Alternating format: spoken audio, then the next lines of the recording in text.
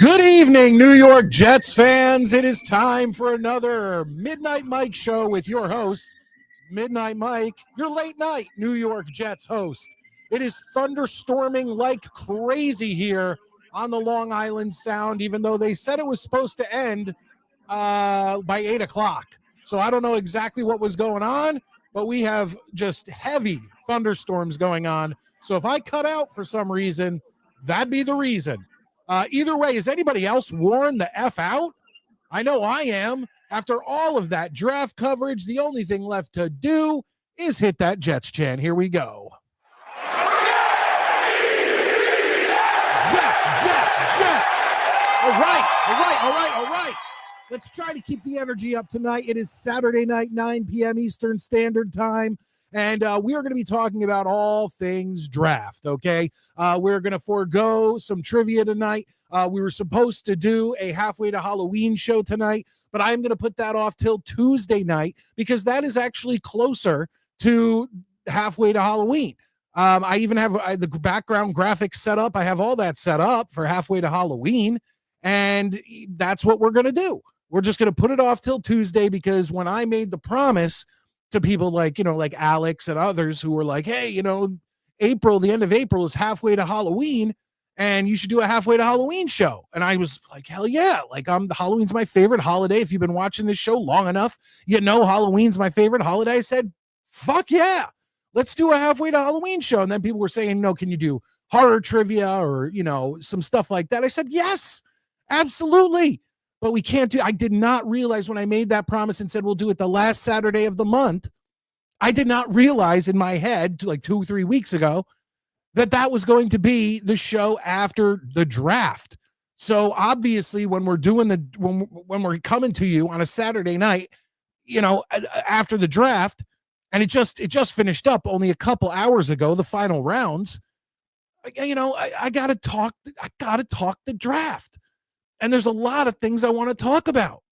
Obviously the picks from the New York Jets. Were we taking Tyler Warren, the tight end? Were we taking Armand Membu? We even had a poll on this show on Tuesday night that asked, who do you want to take? And Jets fans, it seems, on everything I've seen, whether it be X or any other social media or Facebook or YouTube it seemed like it was split down the middle. There were those who wanted Tyler Warren. They wanted the dynamic tight end. And there was those who wanted Armand Membu to bolster our offensive line. And at number 7, the New York Jets took Membu. And I'm okay with that. If you saw my video, I am completely okay with that. I said that Tuesday night. I said, look, I'll be happy with either pick because with Tyler Warren, you get a dynamic tight end. And that's, like I said, I've said it before, that's the sexy pick, right? That's the pick that everybody wants to talk about. Oh, a tight end, a wide receiver, a quarterback. Obviously, the Jets were taking a quarterback, but you know what I'm saying? With the draft, everybody wants to take one of those, one of those players that's going to get on the field and you're going to watch. Offensive and defensive line, it's harder. It's harder to see, what they're doing on the field. I mean, you can see what they're doing, but they're not catching crazy passes or breaking your runs for 20 yards or throwing a 50-yard touchdown bomb. You know what I'm saying? So, but the safer pick was Membu to bolster the offensive line of the New York Jets. You got Justin Fields behind that offensive line. And now with John Simpson and AVT and Joe Tippmann and Olu Fashanu, you add Armand Membu to that. And all of a sudden we have what is potentially our greatest offensive line in over a decade. And I'm thrilled by that. I am absolutely thrilled by that. I mean, seriously. And three of those guys have been drafted over the past couple years. They're young. So this is something that's going to help Justin Fields. This is something that's going to help open up holes for Breece Hall or Braylon Allen. Like, once again, all these rumors going around about Breece Hall, are we going to trade him, and all this other stuff. Once again, I never actually thought the New York Jets were going to trade him. And I have some things, if we want to talk about Breece Hall, to talk about a little later on in the show, because I was watching a show last night, and on that show, and I'll talk about that show, on that show, they were debating the whole Breece Hall thing, and I thought a lot of great points were brought up about why the Jets should not trade Breece Hall, because there's a lot of people saying, let's trade him while we can get some capital for him, while he has some value. But after last season, does he really have enough value for you to feel comfortable trading Breece Hall away? Like, really think about that. And we could talk about that during the show. Real quick, everybody, while you're in here, do me a favor. It's the last Saturday of the month. So number one, for free, go down and hit that like button. That's the first thing that I would love you guys to do.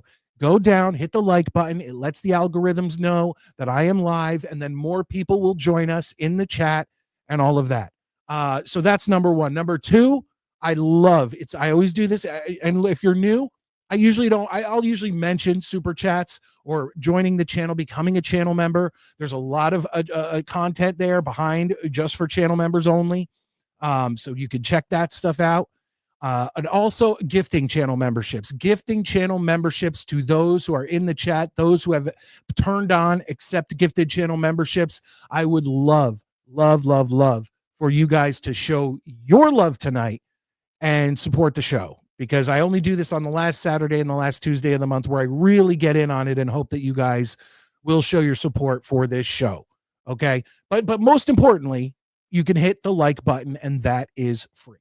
All right. But going on, what did I name this show? I named this show Draft 2025 Shocker. Draft 2025 Shocker. And that has nothing to do with Membu coming in at 7. That wasn't a shocker. Most people said it's either Warren or Membu. That's not a shocker. Even if you want to go to the second round with Mason Taylor, or you want to go with Azariah Thomas, the cornerback out of Florida State. And I know Ricky's probably excited about that. Another Florida State guy coming into the New York Jets. We haven't really seen much from Jordan Travis. Maybe we'll see some stuff from Azariah. Who knows? And I mean, I'm probably saying that name wrong. Some of these names with apostrophes and all this other crap in them, you'll learn them. Like, remember, does everybody remember how long it took everybody? Was it Fashanu? Like, it took forever. And from what I'm to understand, it's Fashanu. You know, we spent a whole season with the guy. So hopefully I'm getting that right. But that's normal. If I pronounce it wrong, give me a break. But anyway, the shocker. And this is something we've got to talk about, and everyone's got to be talking about this. It's probably the biggest news. I didn't even expect Shador Sanders to get drafted after a certain point. I'll be honest. I thought he was being completely blackballed from the NFL because of his fucking attitude and the circus that is involved with him and his father and his family, and him looking like a complete fucking buffoon, having that draft room created with all the hats on the wall and all the lights and all the, bling. Like, you couldn't look like more of a horse's fucking ass than Shador Sanders and his family looked on night 1 and night 2 and a lot of night 3 of the NFL draft. 144th pick. Shador Sanders goes to the Cleveland Browns, finally gets drafted.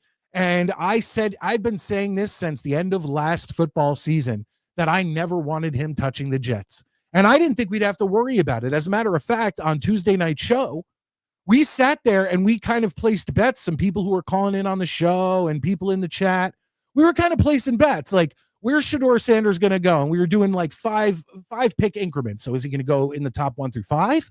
Is he going to go in the top 5 through 10? Is he going to go in the top 10 through 15? And it went all the way down to the 30s. We're just trying to figure it out. And to be honest, Ricky NY and John Radcliffe, two, loyal friends of the show, listeners of the show, both were pretty close. And, okay, Close. When I say close, I meant in the first round.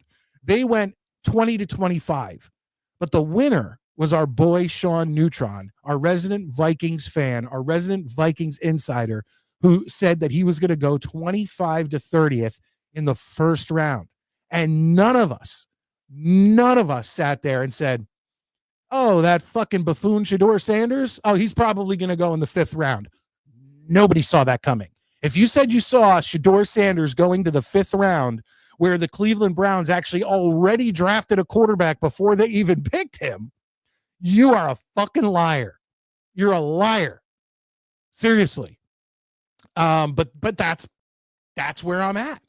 That's where it is. That was probably, look, this draft wasn't the most exciting draft that ever existed. And once again, I appreciate all you guys coming in. I'm seeing the numbers go up. And why are the numbers going up? Because you guys are hitting the like button. So please continue to go down below and hit that like button, because it really does help the channel. It helps the channel be seen when we are live in the situation we're dealing with the once again, I try not to say certain keywords that will be picked up, but on the platform that you're watching us, we were shame and gotten a little bit of, and we're in a little 90-day problem here.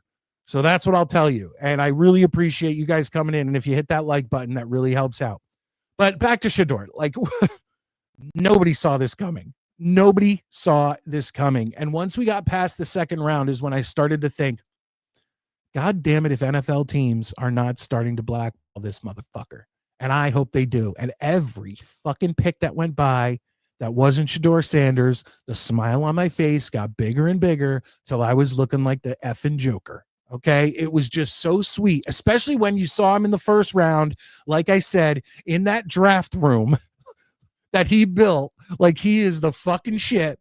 Like his shit don't stink. And to watch him fall to the pathetic 5th round. Now, there's nothing wrong with being drafted in the 5th round. For the guys who were drafted in the 5th round who weren't Shador Sanders, there's nothing wrong with being drafted in the 6th round, 7th round, anything like that. You were drafted into the NFL. You should be proud. But with all the hype that surrounded Shador Sanders, with his daddy running his fucking mouth, and the draft room with all the hats and the lights and the bling, I mean, come on, you couldn't have wanted people to root for you less. You really couldn't. You couldn't have wanted people to root for you less than Shador Sanders. Like, truthfully. And it was sweet. I was kind of hoping it would go the whole draft and he'd be sitting there as as a free agent, just an undrafted free agent. Like, that would have been so funny for everyone. But he got drafted 144th in the 5th round with so many quarterbacks going before him. And what I want to do is show you guys something, and then I'll get to your comments, and then I'll try to figure out where the fuck Matty is. Maybe I should just call him, like, live on the show. Usually he's here as soon as we open the show. I don't know where he is right now. Let's give him a call. F it. Right on the thing here. Let's go to RP and M. Here we go. M. There we go. Not my mom. No, not him. There you go, Matty Jets. I hope nothing's wrong, truthfully. Let's see. Let's call him right on the air. Let's call him right here. I'll tell you if he picks it. Oh, you totally lost track of time. You're on your way? I'm live on the show with you on the phone, but they can't hear you. Oh, okay. Guys, he's making excuses right now is what's going on. I'm just letting everybody know what you're saying. Oh, he says that he is a sissy married girl. What else? I'll see you in a minute. All right, bye. All right. Matty lost track of time. He's getting here, folks. But before Matty gets here, let me show you. I just want to show you that I'm not just jumping on the bandwagon of hating Shador Sanders like over this draft period. I want to show you guys that I've been hating on this motherfucker since the end of last football season. Because this is when I was everyone knows that around Christmas, maybe around Thanksgiving and around Memorial Day, I broadcast from my mother's house because that's when we visit my family in New Jersey. And we stay over there like 3-4 days. And usually, of course, if I'm staying there for 4 days, that usually overlaps with a show I'm doing. And I don't want to miss a show. As a matter of fact, when we went to Dollywood this past summer, I ended up missing a show and going on Dano's show because Matty was there. And I was like, you know what? This year, if I go to Dollywood or I go on wherever I go on summer vacation, fuck it. I'm broadcasting from there because I can broadcast from my mother's house. I can broadcast from other places. I'm going to do that. But let me show you. I'm not jumping on the bandwagon. This is a clip from this past. We went for Christmas. We were going to go like end of December, early January, but everybody got sick, both in my family and in my New Jersey families. When I say families, my parents are divorced. So there's one whole side there. There's one whole side there, whatever. But I was broadcasting from my mother's bar. She has a bar in her house, right? She doesn't own a bar, but I guess she owns a bar. It's in her house, but it's not a public bar.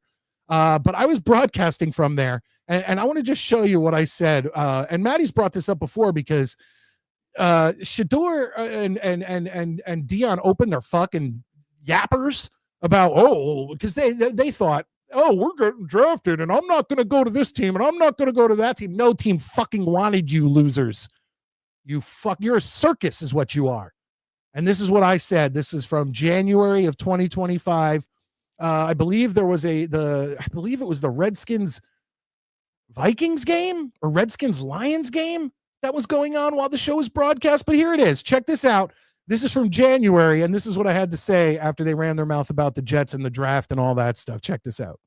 And the last thing I will say before I bring in my co-host, Matty, is it came out that Deion Sanders and his son, Shador, there's like two teams that we will not play for these teams. We will not play for her. And one of them was the New York Jets. Hey, Deion, asshole, let me get you in on something. They come real close. I want to whisper it to you. We never fucking wanted your son. Do you get that? We never fucking wanted him. Keep that circus away from us. We already have enough of that shit with the Jets. Are you kidding me? There it is. I've been saying it for months and months and months. And that's why every pick that came up when he wasn't being drafted, every pick for the Jets that came up, I was like, oh, fucking no. Please, no, do not do this to me. But anyway, let's bring in my co-host, the brother to another mother, the Beavis to my butthead, Matty. How you doing? Oh, I'm good. I'm so sorry, man. It's finally nice around here. Like, it's bright, and it didn't feel like it was like 7 o'clock out here at all. And I was getting my shit ready for work and running around, and then the phone rang, and I was like, what time is it? Oh, fuck.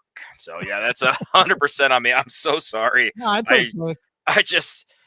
it's just one of those things, it's finally like it's sunny and 70 degrees. And so when it's like that, I assume it's like, 4 in the afternoon.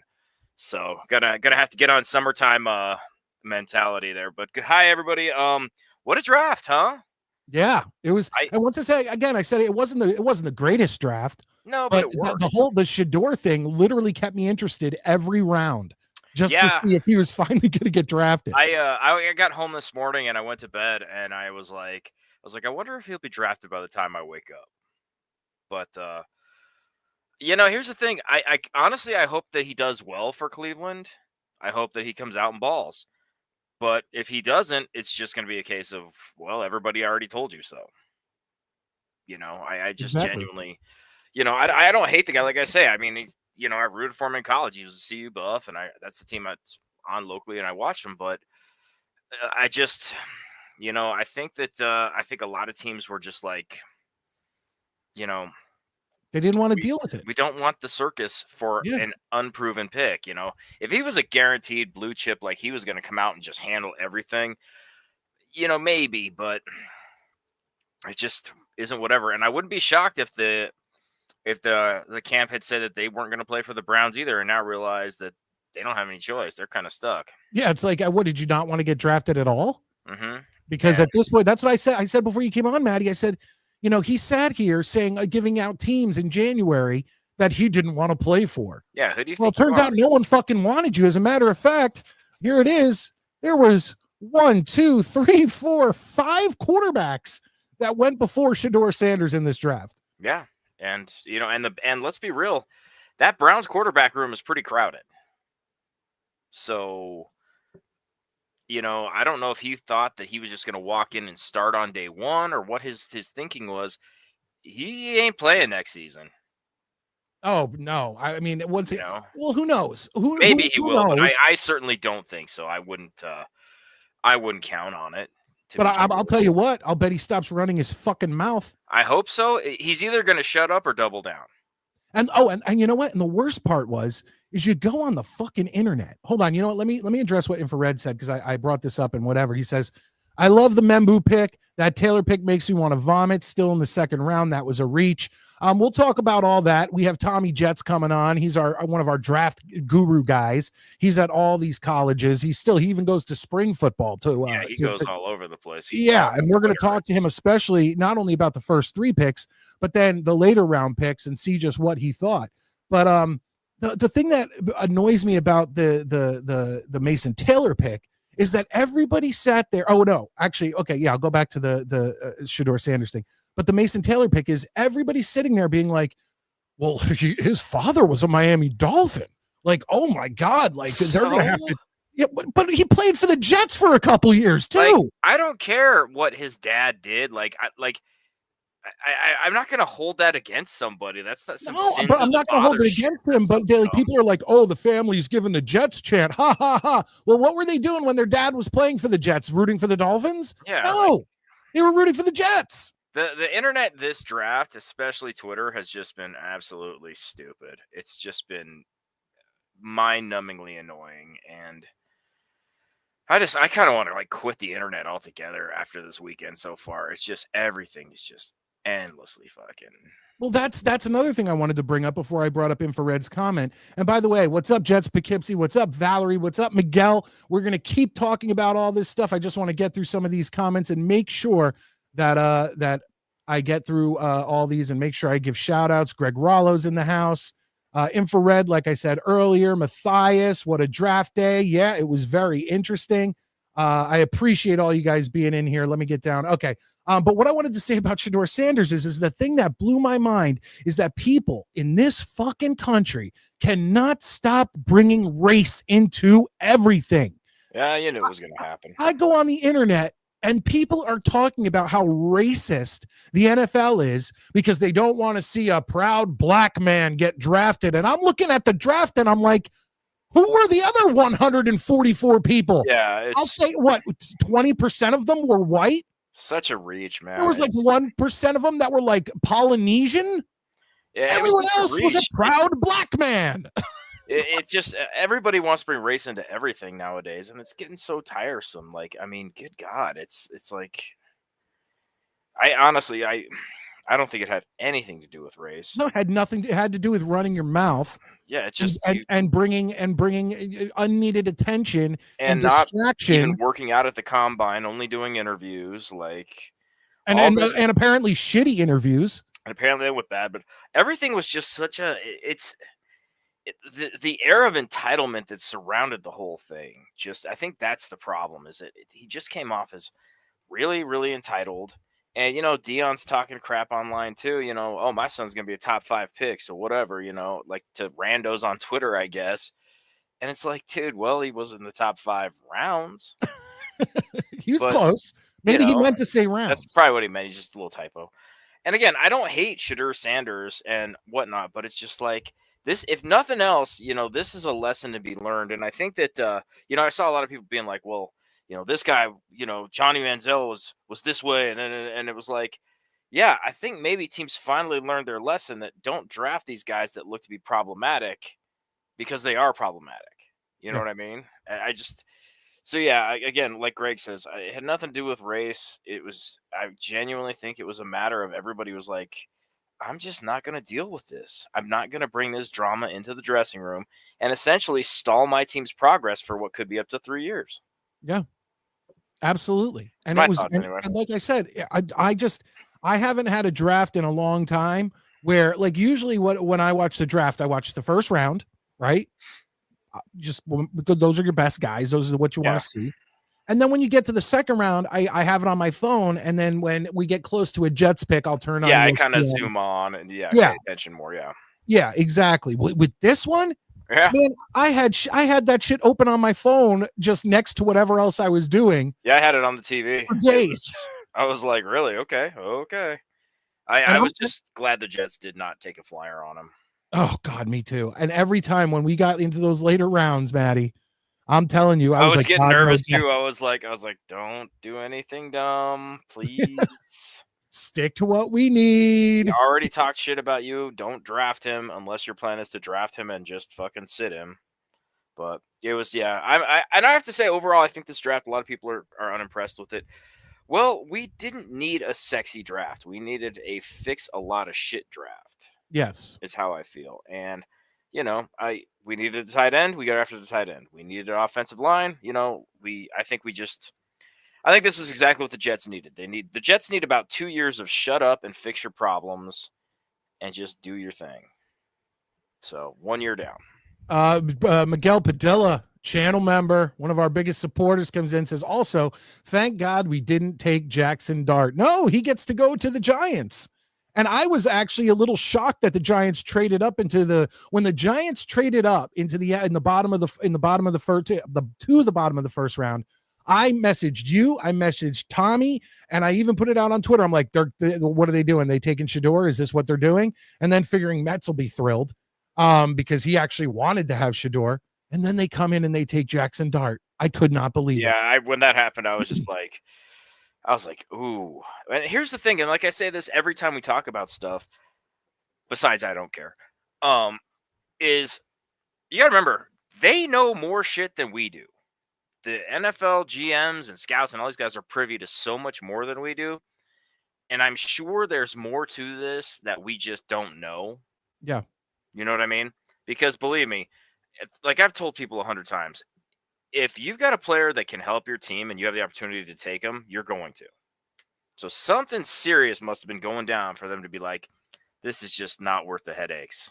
Yeah, absolutely. So. Absolutely. And I it's not even the headaches. It's once again, I don't think it has to do I think he's a great prospect? Do I think Shador Sanders is a great prospect or Jackson Dart is a great prospect? No, but they were the only choices you had after Cam Ward, who was the only legitimate prospect. And anybody who says Cam Ward was not the number one quarterback in this draft is out of their damn mind. Correct. And with Shador, it literally, I know for a fact, I don't know for a fact, but everything points to the fact that the distractions, the drama, the circus that goes along with him, the headaches. Exactly. And I hate saying it too, but let's also look at, he played some pretty weak schools, played well. And again, I watched the Buffs. Okay. I'm in Denver, played some weak schools. And the second BYU got a hold of them, what happened? They slaughtered them. So there's a lot of things to factor in.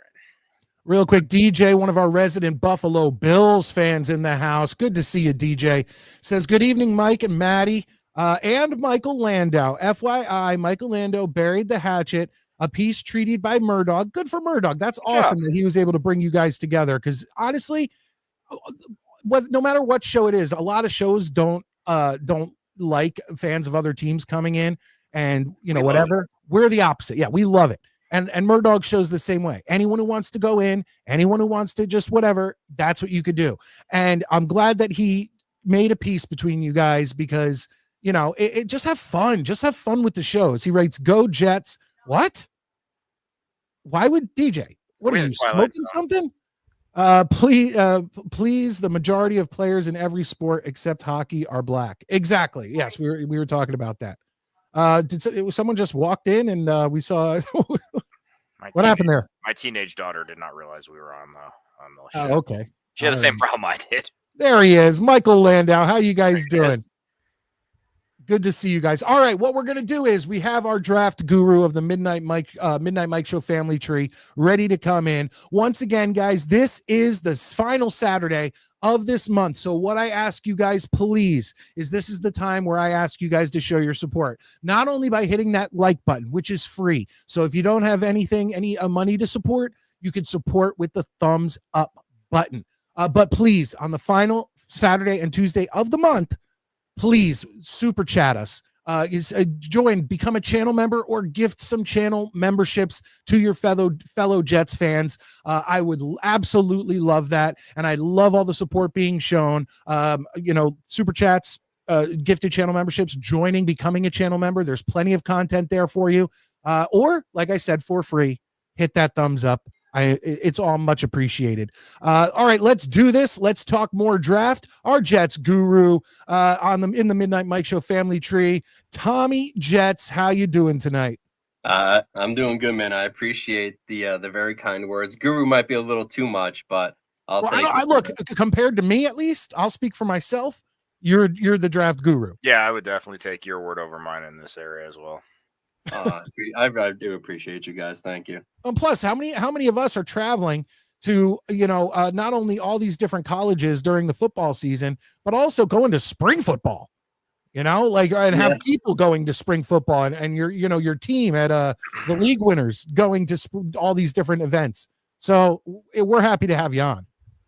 Yeah, it's kind of funny. Even some of the schools, the communications departments are like, nobody hits us up for spring ball. And I'm just like, yeah, I know. We're just a little bit different. We're a little bit crazy. Hey, that works, man.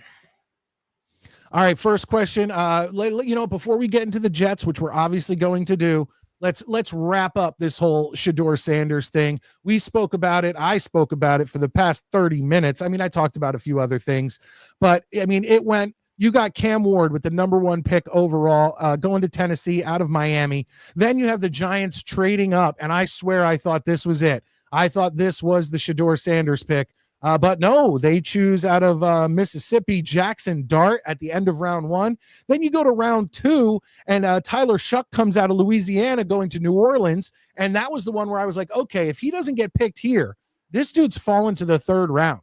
Then you get to the 3rd round, and you have Jalen Milroe out of Alabama going to Seattle. Then you have Dylan Gabriel in round 3 going to Cleveland out of Oregon. All this before Cleveland then takes another quarterback at pick 144 of the 5th round. And I didn't even see the pick because at that point I was on my phone like, he's not getting drafted. Did they show him in his beautiful draft room with all the hats and the lights and the bling and all that fun stuff, or did they just was he done with that by that point?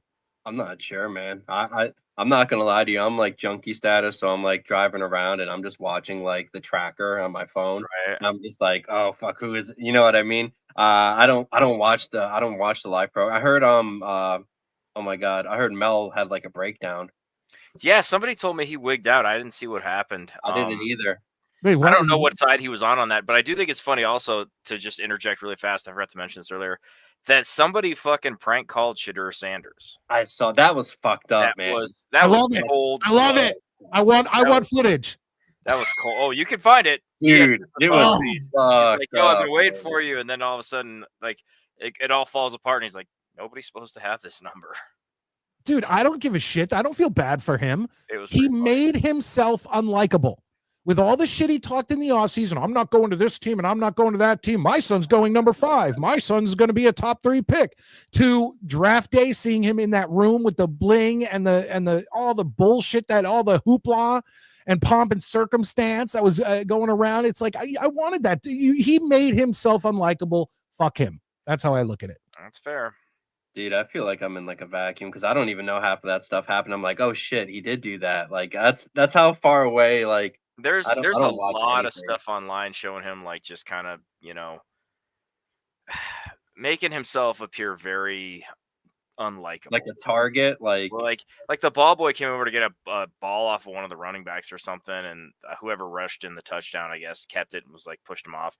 And he like got in his face. He's like, "You're a hoe," like called him a hoe and shit, and like shoved him. And it's like, what? Guy's on your fucking sideline, dude. Well, and what about what we were talking about earlier? He also decided, I'm not throwing at the combine. I'm not doing a pro day. And I heard something weird with because he didn't do that stuff at the Shrine Bowl either, and they were telling us like, oh, the teams told him he didn't have to throw, and I'm like, that doesn't compute. Like, okay, but like, then he doesn't throw anywhere else.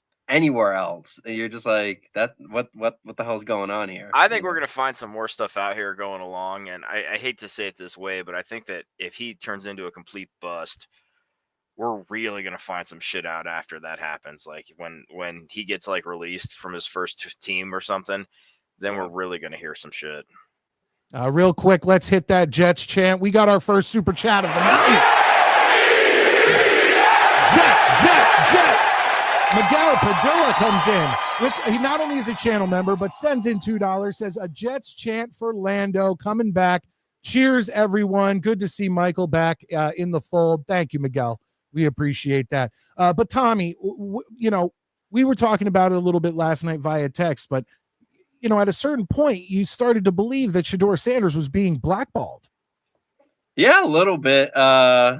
It's kind of funny. I was talking to another buddy of mine too, and it's like they have the. I know that Dion personally has that persona of like he doesn't care about anyone's opinion, yada yada, which is fine. But like once you start doing that, like to the Shield, to the NFL, like they'll make a statement out of you. They will. Oh, yeah. They will make sure that you will learn from your mistake. I kind of hope a message was sent to future prospects. Hey, man, don't do the Shador route. Yeah, I agree. And another thing is at a point, I know they have Dak, but at a point when the Cowboys picks were coming up, I'm sitting there thinking, are they going to throw him a bone and draft him just to? I thought they might. Yeah, just to not embarrass him because of Dion, and they apparently not that shit. Like they're like, nah, we're good. Yeah, we're good on that. Who's their backup? Who's?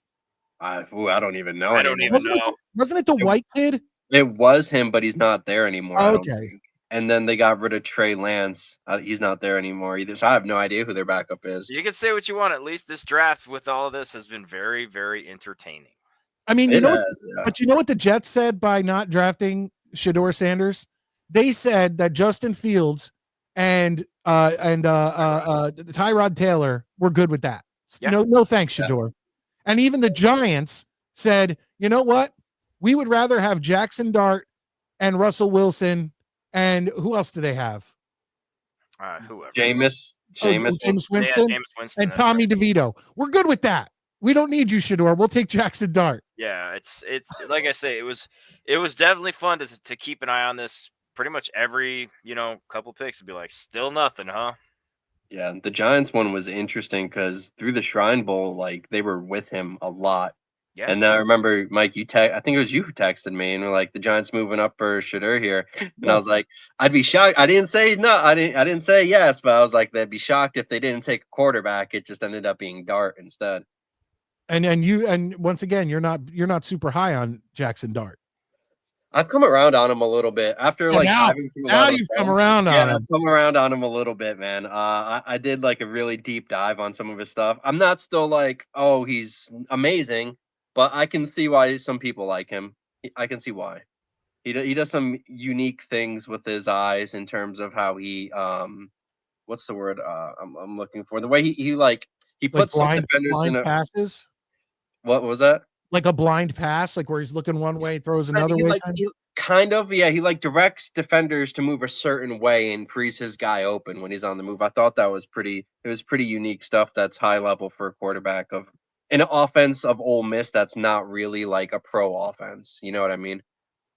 Okay. So I think there's tools there, but I think he's going to sit. Like he's sitting. Like I would be shocked if he starts this year, Well, good. I'm glad. I can't wait to see him sitting on the bench. It's going to be exciting. All right, let's do this. Let's get into the Jets draft. Okay, let's get into that. And of course, first, Tommy called this one. As a matter of fact, there was someone posted a list of a bunch of Jets experts that and their picks, and good old Tommy Jets was on that list picking Armand Membu. So, Tommy, what's your thoughts? Just give myself a little pat right there. I hit one of them. That's all that matters, right? I got one. I like it. I think it solidifies the offensive line. I think we're at a unique point now where both of the tackle positions are kind of solidified for the future. You have Olu on the left, and now you have Armand on the right. So those should be like the staples going forward. And then I think a lot boils down to the interior offensive line. Now I think the whole offense becomes really interesting because they picked up the kid from Green Bay who has familiarity with Justin Fields. So I think there's a lot more maneuverability in terms of if AVT is not the same guy, they can move Tittman over now because Tittman was a better guard than he was a center. Or if Simpson doesn't pan out, you can move Tittman over there too. There's a lot of stuff you can do now, but the two cornerstones, the two sides, they're fine. And that's all that I really care about. I really like the pick. Yeah, and not only that, but our offensive line, I said it very early in the show, is probably the best offensive line we've had in over a decade. And now you have those three young guys. You have Membu, Fashanu, and you have Tittman. You know, the questions there still lie in AVT with his injuries and Simpson. And like you said, we are building depth to that. So who knows what we're going to have, but we have three young, you know, stud first round guys, you know, ready to go. And Justin Fields and Brees and Braylon are going to need those guys to not only block, but open up holes for them. And, you know, I think that gives me a little bit more confidence in this team turning into a running team, which is what everybody's saying that we're turning into with Aaron Glenn. And that's exciting to me. Yeah, I'm kind of in the same boat. I think you know how I feel about Fields as a passer. I think I've said that I'm not too high on him. For those who didn't know, but like if you have an offensive line that'll give you 5 seconds to throw, you don't really need to be the best passer in the world to be, you know, putting up points. Not to mention his running dynamic. Just that alone, it makes me feel a lot more comfortable with where the offense is. I also think Fields is going to have kind of a chip on his shoulder. After how things went in Pittsburgh last year. To kind of be like, and I hate saying this as a Jets fan, but he's just gonna be like, okay, watch, I can play really well with the Jets. You know what I mean? And that's because the Jets, let's be honest, we're looked down upon throughout the entire league, and that sucks. So if, you know, Fields is part of a resurgence where the Jets are suddenly, people are actually paying attention to them again, that's great for him. It's great for us. It's great for football. So I agree. Yeah, I absolutely agree. All right, let's move on to our next pick. In the second round, you know, that we were going, all the Jets fans were fighting Tyler Warren or Membu. You know, what's going to happen? You're going to take the tight end or the offensive line. We go to the second round, and we do take a tight end. We take Mason Taylor, Jason Taylor's kid, out of LSU at tight end. Tommy, your thoughts? It's interesting. I mean, tight end seemed like a position where a lot of guys were going earlier than expected. I mean, not too many people had, you know, Loveland over Warren. So that was interesting too. That development was interesting. But then just some of the other tight ends too that ended up being taken on day two. I don't hate the Mason Taylor pick because we needed a tight end. This is gonna sound so weird, man. Like, you know, the old saying, oh, he's a chip off the old block, you know, as like something good for your father, like, you know, or mother, whomever, your parent. It's supposed to be a positive thing. But in like professional sports, man, that is like very rare. Like there is very few guys who end up being like a chip off the old block. There's a couple, you know, Ken Griffey obviously is an easy one, because way better than his dad. You know, but like there's very few of those, and especially in the NFL, especially when they don't even play the same position. Yeah.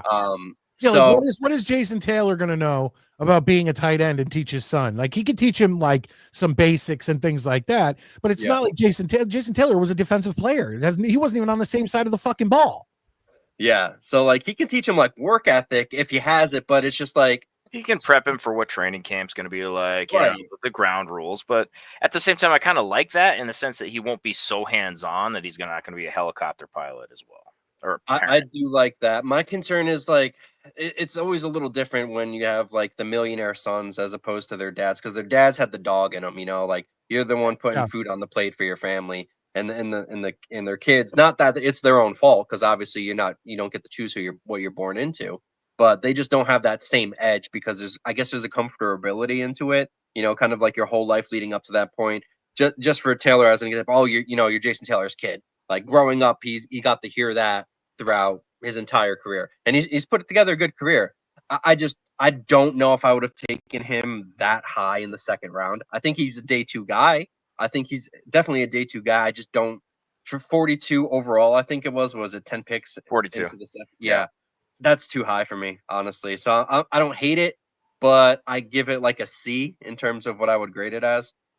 Yeah, well, my problem, and I'm sorry to bring this up again, but there's new people listening. Please hit that like button, smash it, as the youngins say, smash that like button. But I said it to Matty earlier, and the one thing that was bothering me on Twitter or Facebook, or I'm sorry, X, whatever, was that everyone's sitting there calling him, oh, the son of Jason Taylor, a Miami Dolphin. He's going to a rival team, and the family had to do the Jets chant, and I'm sitting there, I'm like, Am I missing the fact that he played for the Jets for a couple years here? The whole thing is just dumb. Like, it's so fucking annoying. People come up with these fucking headlines, and you're like, "What the fuck?" Drama puppies, man. There's pictures of Mason in the stadium wearing Jets gear. Yeah, he's got his face painted. I think people understand that when you're a professional athlete, you kind of stop being a fan, and so does your family. Yes. Your family is a fan of you and whoever you're playing for. You may like another team, but like if my dad plays for the fucking Jets, I'm rooting for the Jets. Well, dad is one thing, but people have asked me, like, okay, if you had boys and they were going into the NFL, let's say, and they got drafted by another team, would you become a fan of that team? And I said, well, yeah, I mean, I would definitely get some merch and support them on that team. I would root for them, but now hold on, I do have a caveat to that. While they're there. Well, no, but I have a little asterisk to that. If they played for the Dolphins or the Patriots or the Bills, I would not buy merch. I would go to the game, support my kid in my Jets stuff. Okay, I'm sorry. Like, I'm a Jets fan. I don't give a fuck. The other thing is that if let's say they went and played for the Raiders, right? Or the Seahawks, it doesn't matter. I would buy some merch for those teams, maybe my son's jersey, maybe a hat, go to those games. But if the Raiders played the Jets, sorry, son, I'm wearing my Jets fucking gear. I'm a Jets fan. So I'm just going to be honest. That's where I would be on that situation. I love the honesty. Yeah, I don't know. I think I would be okay as long as they weren't playing the Jets, and then I would just like tastefully abstain. I kind of lean where Matty's at. I would go to the game not wearing anything. Like I'd be that dad in the stands with like, 2 fucking beers and like just a polo shirt on. And, you could wear your Met shirt and a Rangers hat. Yeah, there you go. There you go. That's abstaining, right? I don't want to rep the Rangers at all right now after they extended Drury. Well, it is what it is. I'm wearing this because it might be the last time the Devils pulled back into the series today or yesterday and won in double overtime. They had a 2-0 lead in the going into the 1-0 going into the third. Then they scored, made it 2-0 in the third, and then let fucking Carolina come back and make it 2-2. And then it went to double overtime before the Devils netted one and made the series 2-1. So brutal. Yeah, do I think maybe by Tuesday we'll still be in it, but do I think by next Saturday we're going to be in it? Probably not. At least you didn't have a bullshit triple play called on you fucking yesterday. I didn't see that. Dude, okay, here's my problem. All right, and I know this is diverging, but why the fuck are we going to have replay in sports, but you can't review these plays? Like, either all or nothing. We all grew up in the era of baseball where if you got hosed by a bad call, you just got hosed by a bad call. But now we have replay and you can challenge shit and all this other stuff. Why the fuck are infield plays not challengeable or reviewable? And I mean, it's so dumb. Like, just either take it out of baseball altogether, which I'm fine with. Honest to God, I am. Like, you have to live with the fact that the umps are a factor, or have it for everything, because that was not an unassisted triple play. And I mean, hell of a baseball game. I'll give it that. I had a great time just watching that game yesterday, even though they lost. But I'm like, what are you guys doing? You have cameras everywhere. The broadcast team showed it right there, clear as day. He didn't catch that ball. Dude, that's the part that annoys me in like today's age, is every replay will show you what exactly happened on the field. On the field, they just won't change it. And then they'll call something completely different from the booth, and you're like, what the fuck? Oh, yeah. Even after they reviewed it. And my thing is, then if nothing else, let them put it on the scoreboard. Right. You guys are so fucking sure of yourselves. Yeah. Why are we too scared to get proven wrong online or on the board? But whatever. Yep. I gotta check that out. I gotta make sure. You gotta see it, dude. You're gonna just shake your fucking head and be like, I mean, I know you hate the Mets, but you're gonna be like, that is some bullshit. No. If I see a call that's obviously bullshit, you'll shake your head and be like, wow. But yeah, so a lot of people, Miguel in here saying that Mason Taylor is going to be another trash tight end in the history of Jets trash tight ends. We'll see. I don't know. I looked at very little tape, very little highlights of him. All I can say is I'm going to root for him no matter what. That's where I am. No matter what I think about the pick itself, like he's a Jet now. And prove me wrong. Like I always tell everybody, the biggest fuck you to me is prove me wrong. Yeah, Malachi Corley could not, and he ended up blocking me because he had a bad. I said he'd have a bad rookie season, and he blocked me after his rookie season. Really? Wow. Yeah, That's fucking hilarious. he's soft, man, soft with a capital S. Well, Wow. that dumbass would drop the ball before getting into the end zone, which is like you learn that shit in Pee Wee. Yeah, Like, hey, Wow. do me a favor, don't drop the ball. Yeah, Don't just get fumble it the ball. in the end zone. Yeah, wait till you step into the end zone. Wait till the ball crosses the line, asshole. God, that's hilarious. I didn't know he blocked you. That's fucking funny. yeah. I didn't realize either. I saw that they posted something, and I clicked on them, and like on Twitter now they change it so you can still see it. You can but see it, it'll but you have the can't two- interact. Yeah, and I was like, this is interesting. And I clicked down his profile. It's like, oh, Malachi Corley has blocked you. I'm like, oh, okay. Well, I think that's a good judge of, your internet presence. I mean, my new hobby is getting banned from subreddits. I love that. I used to do that a lot. Oh, dude, I get banned from so much shit for like the littlest things. It's so much fun. How do you get banned? Like, I don't understand. Is Yeah. Reddit more like Reddit is sensitive real and soft. Oh yeah. really? Oh yeah. Yeah. Oh, dude, it's bad. It's Dude, I got banned from our Guy Cry, which I have no idea why it was even recommended to me. But it was like, I don't know, the mod who was like, I'm here for you, blah blah blah, and he had some like insanely fucking like soft, effeminate name, and I was like, I don't think user, I don't know what, I can't remember his name. I don't think that's the name of somebody I would want to take my masculine problems to. Gone. Just Real quick, Adirondack Fly Guy channel member comes in. He says, all I saw with Taylor was a run 9-yard catch with the ball and a cornerback take him down, broken tackles, no yak. And then he says, Taylor is soft as fuck. Tommy, from what you've seen from Mason Taylor, let's be honest, where would you grade this pick? Yeah, I'd give it a C. I don't think he's got the dog in him. I think he's going to be mid, which I think he's going to be like Ruckert, like mid. Oh, good. It's good to have another Ruckert on the team. That's awesome. Yeah, we needed that. All right, well, let's move on to pick number 3. Azariah Thomas, cornerback out of Florida State. And like I said, I think Ricky's probably pretty excited about that. He's a big Florida State guy. But Tommy, you texted me about this guy. So I'd love your thoughts on him. And I hope I say his name right, because once again, I talked about it earlier in the show. Last year, we didn't know if it's called Fashanu, all this other stuff. And it's like, is it Azariah? Does that seem right to you? Man, pronunciations are not my forte. I'm just gonna wait till we hear it from the booth during the first game. Dude, I've been working with people in my Clark Kent job for 7 years, and I still don't actually even know their names. So the fact that I'm trying to learn these people from the Jets names, and then they come in with apostrophes and all this other shit in their name. Yeah, it's like, why can't you just be Tommy or Matt? It's like how hard is Deal this? sketch.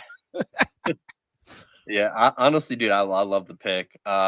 Thomas, great last name. My first name, can't complain. Right. Also, a great man coverage cornerback. He's not a guy who gets fooled on like stutter moves as a guy's trying to get on his release. When he's getting off the line, he's patient. He's very patient. He watches the hips of the wide receiver, so he's not like chasing a guy or being too late. So that's always really great to see. And he doesn't give up touchdowns. Like he honestly reminds me a little bit of like Cincinnati Sauce. A little bit different profile, but in terms of just like coverage ability, like he's an elite cornerback, and to get him in the 3rd round is honestly insane. He performed really great at the Senior Bowl too. I was really impressed with him. I think he was one of the better cornerbacks in this draft. So to get him in the 3rd round, I love that. This is an A move, A plus. I would give it even an A plus. Wow. Well, hold on real quick. So the big question is, with our, cornerbacks of, especially our star cornerback, can Azariah Thomas, can he tackle? Yeah, he has the dog in him, man. He's not really afraid. Yeah, he's not afraid to do any of that, thankfully. Yeah, that's my main thing at this point. It's like, cornerbacks are expected to block passes, maybe intercept the ball, things like that.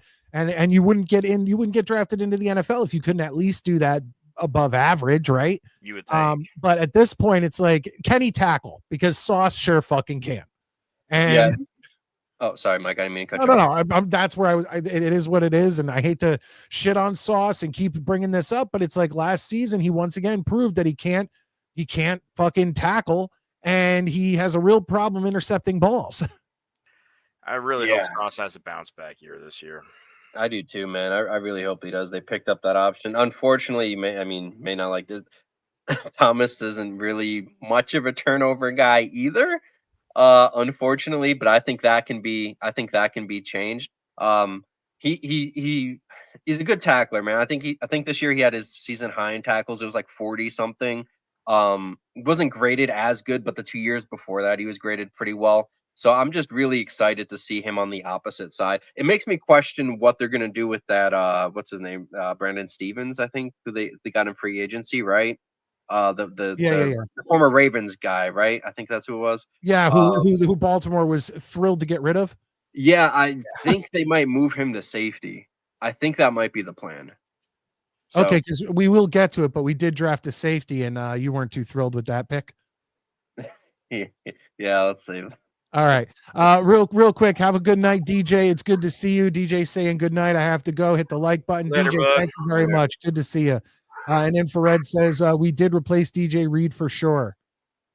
Yeah, I like him. I like no choice. Yeah. You know, Actually, it makes me wonder what they're gonna do with Stiggers now. His nickname still sounds like a racial slur, and I just have every time someone says it, I'm like, oh, never mind. I got what you're saying there. You got to explain. No, I'm talking about somebody who's real. Yeah, it's a player in the NFL. Like, God, you stupid Stiggers. Come on, it is what it is. That's what this show is about. All right. So of all now, would you have given Membo an A or an A plus, like as a draft? Yeah, because I think it's kind of chalk. I think it was a chalk pick. So yeah, they couldn't. Only way they could have fucked it up for me is if they drafted a tight end. Okay, so before we get past the third round, you have it an A pick for the first round, a C pick for the second round, and an A pick for the third round. Yeah. Yep. All right. Okay, so moving on to the fourth round, we got 2 picks in the fourth round. One was a trade up. The first one was wide receiver out of Georgia, Arian Smith. The second was the trade up, and that was Malachi Moore, the safety out of Alabama. And once again, when we start getting to these are guys I have seen nothing on, because once again they were drafted yesterday late night. And then today, I spent the entire day doing stuff with the family and with my kids and just kind of checking the picks. So, Tommy, your thoughts on these 2 guys and your grades? Oh wait, no, I think it's today. Yeah, it would have been today. This morning, I think. I thought today was 5-6. Oh no, yesterday was 2-3. You're right. So it was today. Okay, even more reason. Yeah, even more reason why I wasn't able to check it out. So the first pick, I think I texted you. I hated it.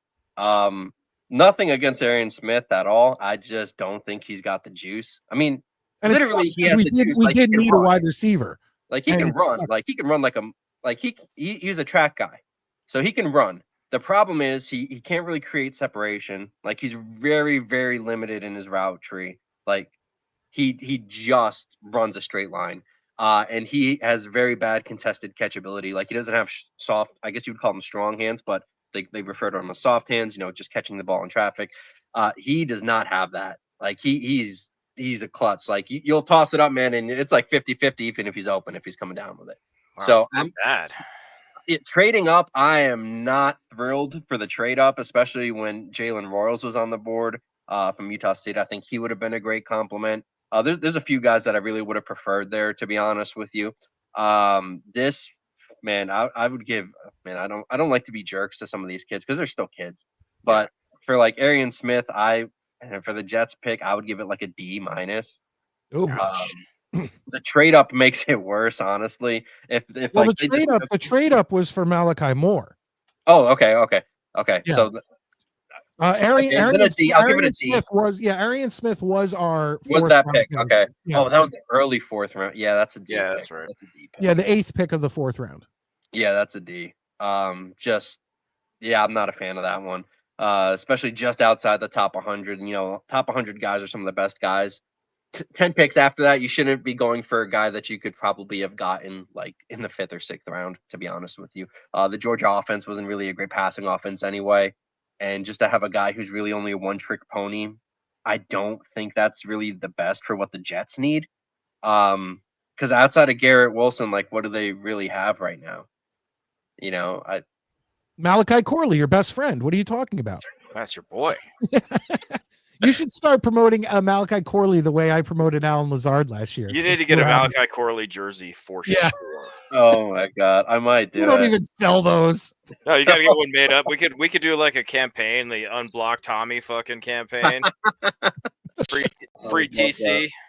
That would be hilarious, actually. But yeah, just based on like the needs of the room and what he brings to the table, Arian Smith, I'm going to give a D. Malachi Moore, the Jets needed a safety. Actually, I remember why I was angry with this pick. It's because so many teams ahead of the Jets were taking safeties, and I think the Jets panicked because the guys that they wanted got taken a little bit earlier than him. I think Billy Bowman got taken. Craig Blitz, the guy I'm really high on, got taken, and I think they were like, "Oh crap, we're running out of the good safeties now," and they made a move for a guy who isn't terrible, but they just needed to get somebody before Moore went off the board. There were no safeties. Yeah, exactly. Like I think he's gonna be 24. I think he's gonna be 24 by the start of the season. So he's like an older guy. Played 5 years. His best year was his last year, which is not great for a guy playing 5 years because you're basically a grown man playing against 18, 19-year-olds. You should be playing well. You should be doing well.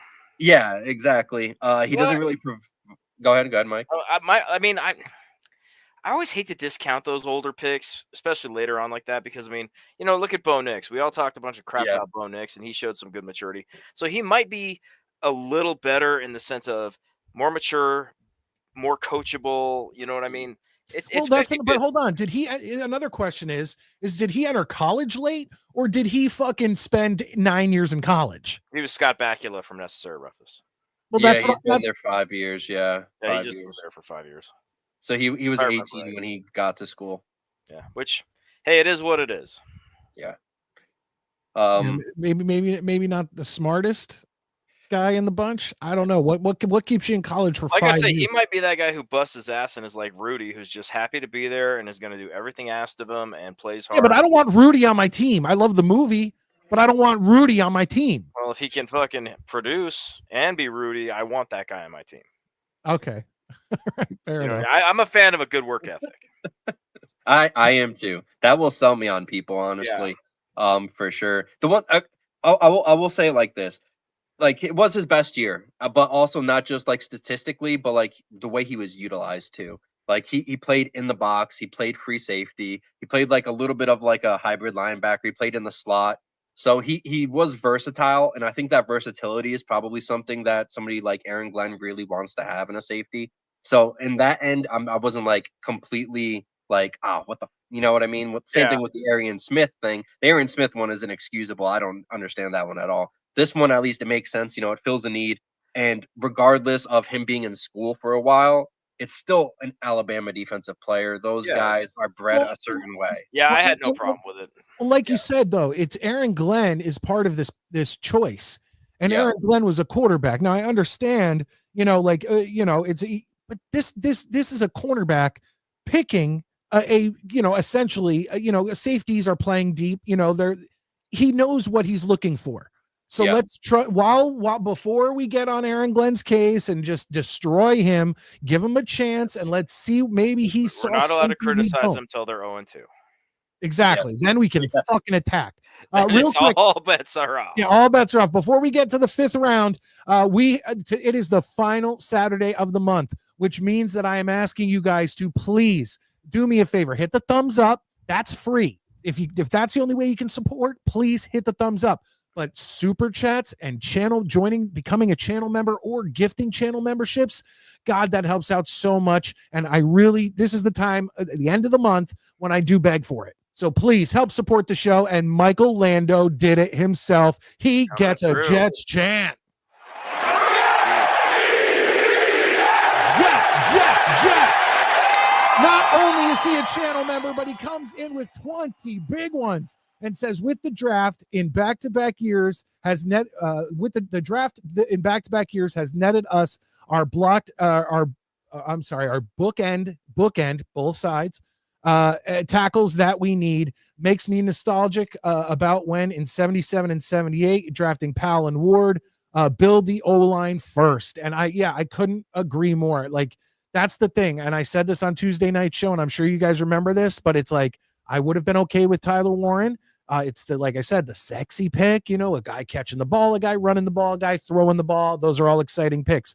But the smart pick is building that offensive line and making sure that guys like Justin Fields can have time to throw the ball, can run, or they can open up holes for Brees or Braylon, things like that. And Michael, I am 100% with you. I'm excited to watch this offensive line work. And guess what? When you send us $20, you get something. And I'm going to put more in, folks, but I'm still, sticking with this for now until I can get to editing and doing some improvements. But for $20, you get the catch. So here you go.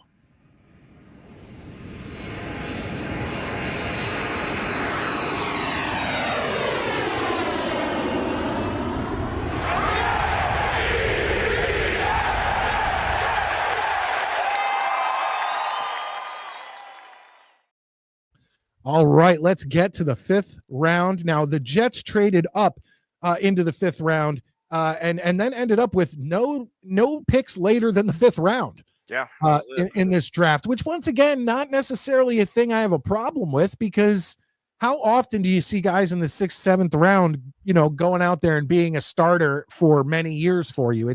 It's few and far between. So getting up higher, as higher as you can get, I'm okay with that. So Tommy and Matty, here we have the linebacker out of Miami. You got Francisco Mauigoa. Am I not reading that right? I might need my readers for that one. I don't know. and then you have the edge rusher out of Miami, Tyler Barron. Your guys' thoughts? I don't know anything about him. So, I'm going to be honest with you. I was just kind of like, all right, cool, edge rusher. I hope he does well. It's literally one of those prospects where I was just like, all right. When you just watch the highlights, you're like, well, he looks good. Fine. Yeah, but the worst part is when they show those highlights, if you just go by the highlights, every single Everybody's guy with 300 picks or whatever it is. Everyone's going to the fucking Pro Bowl. Yeah, they all look great. Yeah. Yeah, that was mine. It was one of those where it's like, by the time it's the 5th round, okay, we already know that I'm not that smart as it is. So I was just like, huh. All right. That was it. That's my impressions. Tommy, wow us. So funny enough, I actually got to talk to both of these guys at the Shrine Bowl. So awesome. Do you have footage? Yeah. We could have played footage. I do have footage. I think I posted them on Twitter. I know I posted the Francisco one. I don't know if I have the Baron one on there. That might be on Instagram.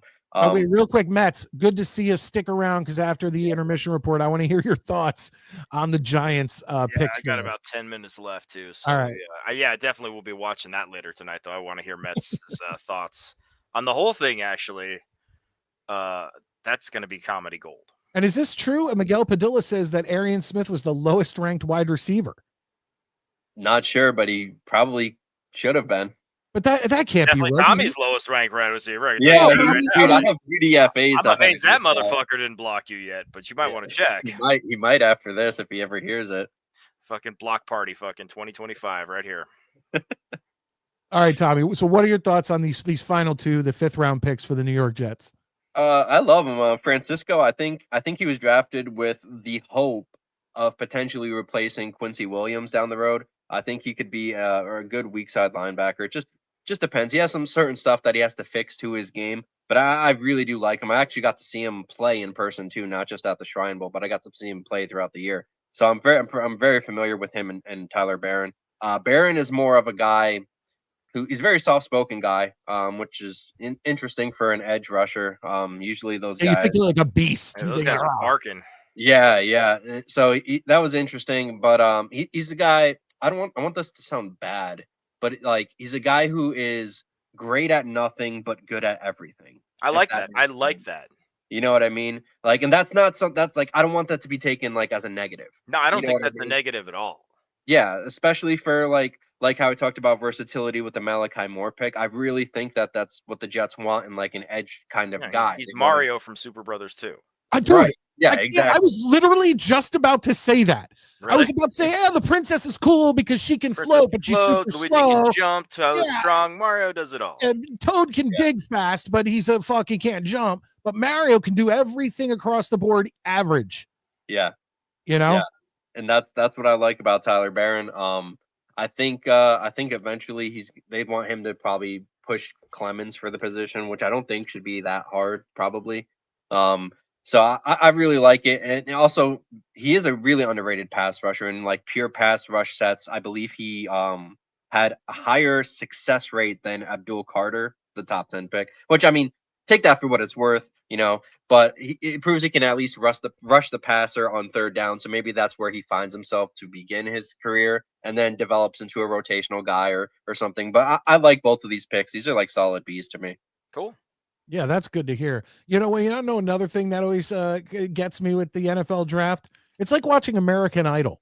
They put up these packages, and like they almost made me cry a couple times. Like that fucking one dude whose like brother got killed in the New Year's Eve. Bash. Yeah, got killed in the New Year's Eve thing, and he's like coming out saying he's gonna, you do it for him, and they're showing all the pictures, and you're sitting there, you're like, this is the NFL draft. I am not supposed to be feeling the way I'm feeling right now.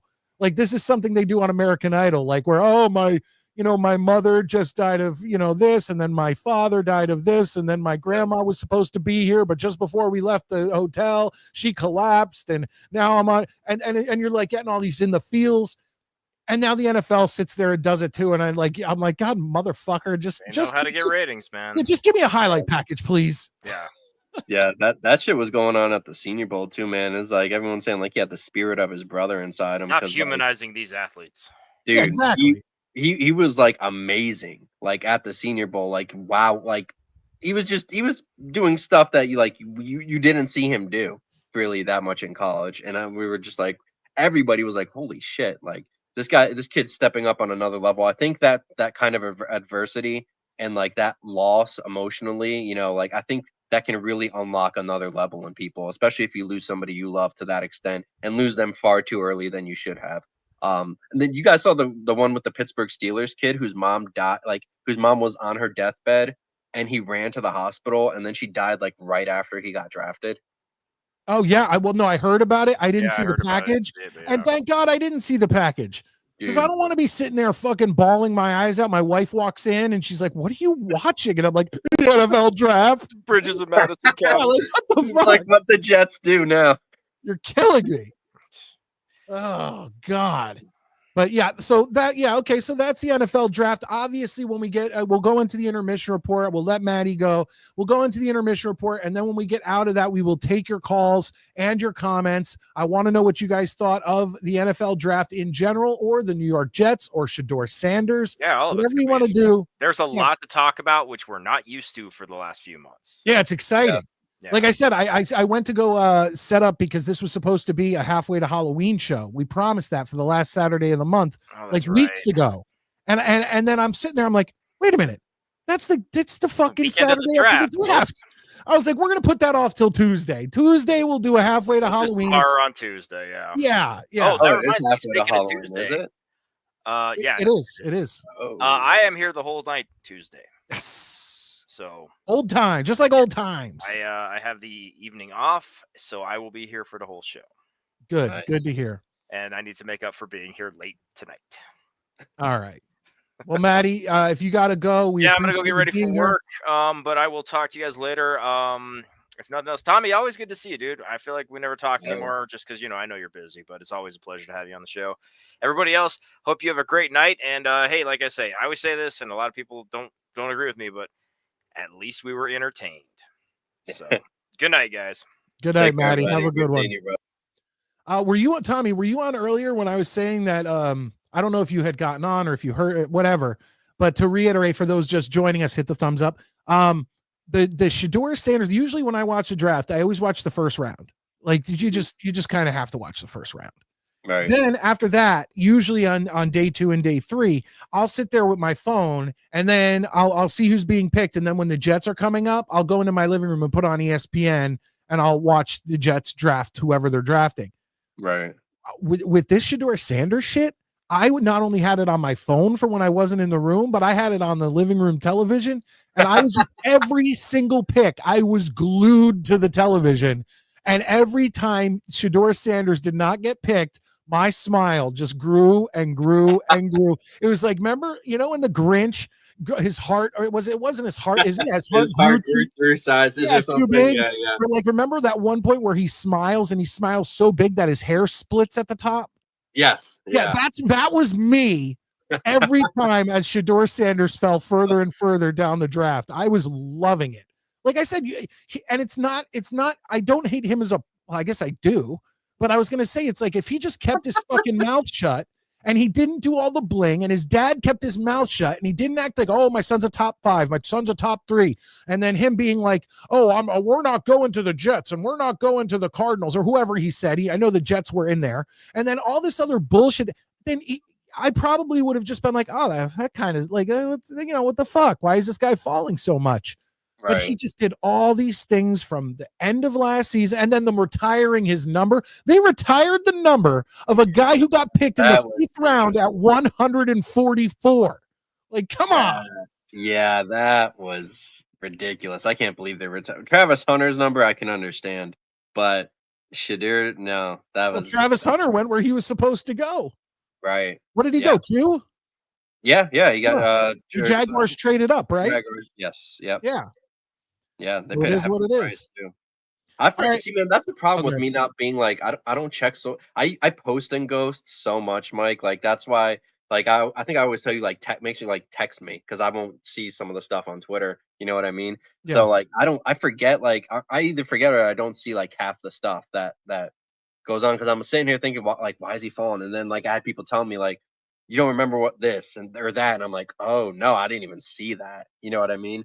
But I did. Funny enough, I did see while I was on Twitter, I saw somebody share a message of Deion Sanders of something he posted 6 years ago or something about the Cleveland Browns and how he would not let his son get drafted. I was like, oh shit, dude. Surprise. And that look. That's what it is. And you know, and there was a few other people I was talking to how scared I was once we got past the 2nd round. Oh, I was terrified. That the Jets were going to draft Shador Sanders. And I was just like, God, please don't fucking do that. Dude, I was terrified of that. I was in the same boat because I'm like, well, they might need a quarterback down the road. Like, you know what I mean? Like, do they take him? Like, well, yeah, it's not like our quarterback room is blowing people's minds. Right. So whether they drafted Shador or Jackson Dart or Jalen Milroe or whoever, yeah, I thought maybe you could get it. We could draft a quarterback in a later round, but I didn't expect Shador to be there. Me worrying about it into the 5th round.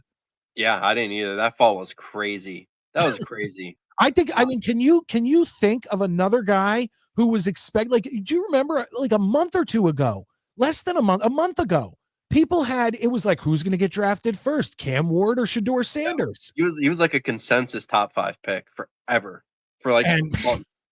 Yeah. I can't think of someone who felt like that because people always talk about like the Aaron Rodgers and like the Tom Brady's, but Tom Brady wasn't expected to go high, but like Aaron Rodgers was expected to be, and he fell, but he only fell to the bottom of the 1st round. Yeah, even Manziel, like, didn't he go to like 20? He got Manziel's probably the closest, right?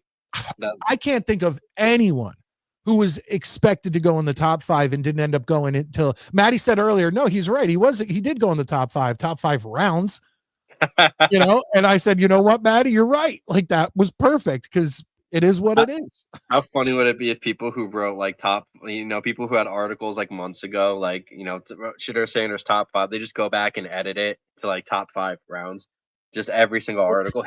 Yeah, just go back after the fact. Yeah. Well, another thing is that you were saying when you said Mel, were you talking about Mel Kiper had like a yeah, break? I guess he like I haven't really been watching ESPN, so I'm not sure, but I've been told by a lot of people that he had like a severe mental breakdown about Shador Sanders like falling, and he got into an argument with oh my gosh, I'm gonna forget the guy's name. He's on He does the college game day stuff. Reese, I think his name. Reese something. I'm so bad with names. He was like getting into like dude, it was insane. it was from. That's another thing I got to look up. That and that Mets 3-out thing that Matty was talking about. Yeah, that one you have to see. That was crazy. Yeah. I hate the Mets, but even then, like that was. Oh, you insane. thought it was bullshit? You saw it? Yeah, it was just. Okay. Yeah, I don't want to spoil it. All right. Yeah. Greg comes in. He says nobody ever fell that hard, and he deserves it. Exactly. All right. Here's what we're gonna do. We're gonna go to our intermission report, and during our intermission report, everybody knows that we like to do Mike and Matty's top 5.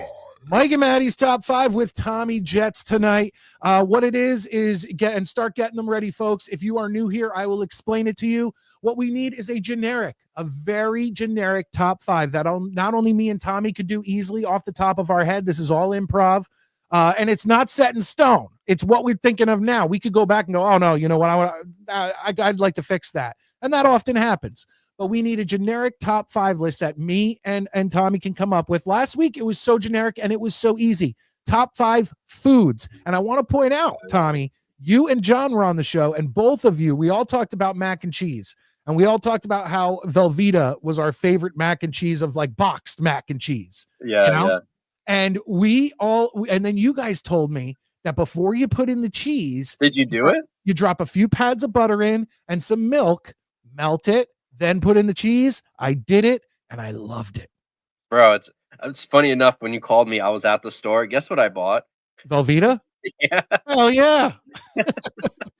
Dude, I'm telling you, it added that you could taste the butter. You could taste a little bit of the butter. And it just added extra cheesiness to it. And goddamn, if the things you learn on Mike and Matty's top 5. So put them in there. And also the reason we want them so generic is we want the chat to be able to be involved too. So once we pick a top 5, we want the chat to start giving us their top 5. So then me and Tommy will give our top 5. Then we'll go through the chat, give yours. We'll hop out of the intermission report. We'll take your calls. So that's what we are doing tonight. On the Midnight Mike show. As usual, it's to break up the show before we start taking calls. So let's do that, and we'll get to Mike and Matty's top 5 as we enter the intermission report. Let's all go to the lobby. Let's all go to the lobby. Let's all go to the lobby to get ourselves a treat. Delicious things to eat. The popcorn can't be beat. Right. We are back. We are in the intermission report. Let me head into I think we just kind of talked about this, Scott, and welcome. Where have you been? As a matter of fact, I'll say this is one of the best shows we've had in months because we've actually had great Jets content to talk about. But Scott comes in and says top 5 draft day fails or falls.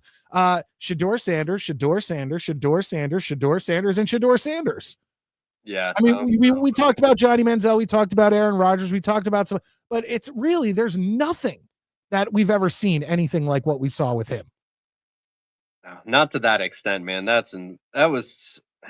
I'm not even a big fan of Shador, but even I was like, okay, he's falling like far. There are some guys going ahead of him now. I'm like, well, real quick, of the quarterbacks that went before him, obviously Cam Ward expected to go before him. But then you had Jackson Dart going to the Giants in round 1. You had Tyler Shuck going to New Orleans in round 2. You have Jalen Milroe going to Seattle in round 3. And then you had Dylan Gabriel going to the Cleveland Browns. They chose him before a couple picks later. They chose Shador Sanders. Of those guys that came before him, who do you think Shador should have been going in front of? I mean, Dylan Gabriel. I didn't even hear that name going into, like what happened to McCord? Did he end up going? He got taken by the Eagles in I think the 6th round. Okay. Yeah, he fell further than I thought too, honestly, which was interesting. Some of the Syracuse guys fell more than I thought they should. But honestly, I have a strange affinity for Syracuse only because when I went in my high school, we won the states and 2 years in a row.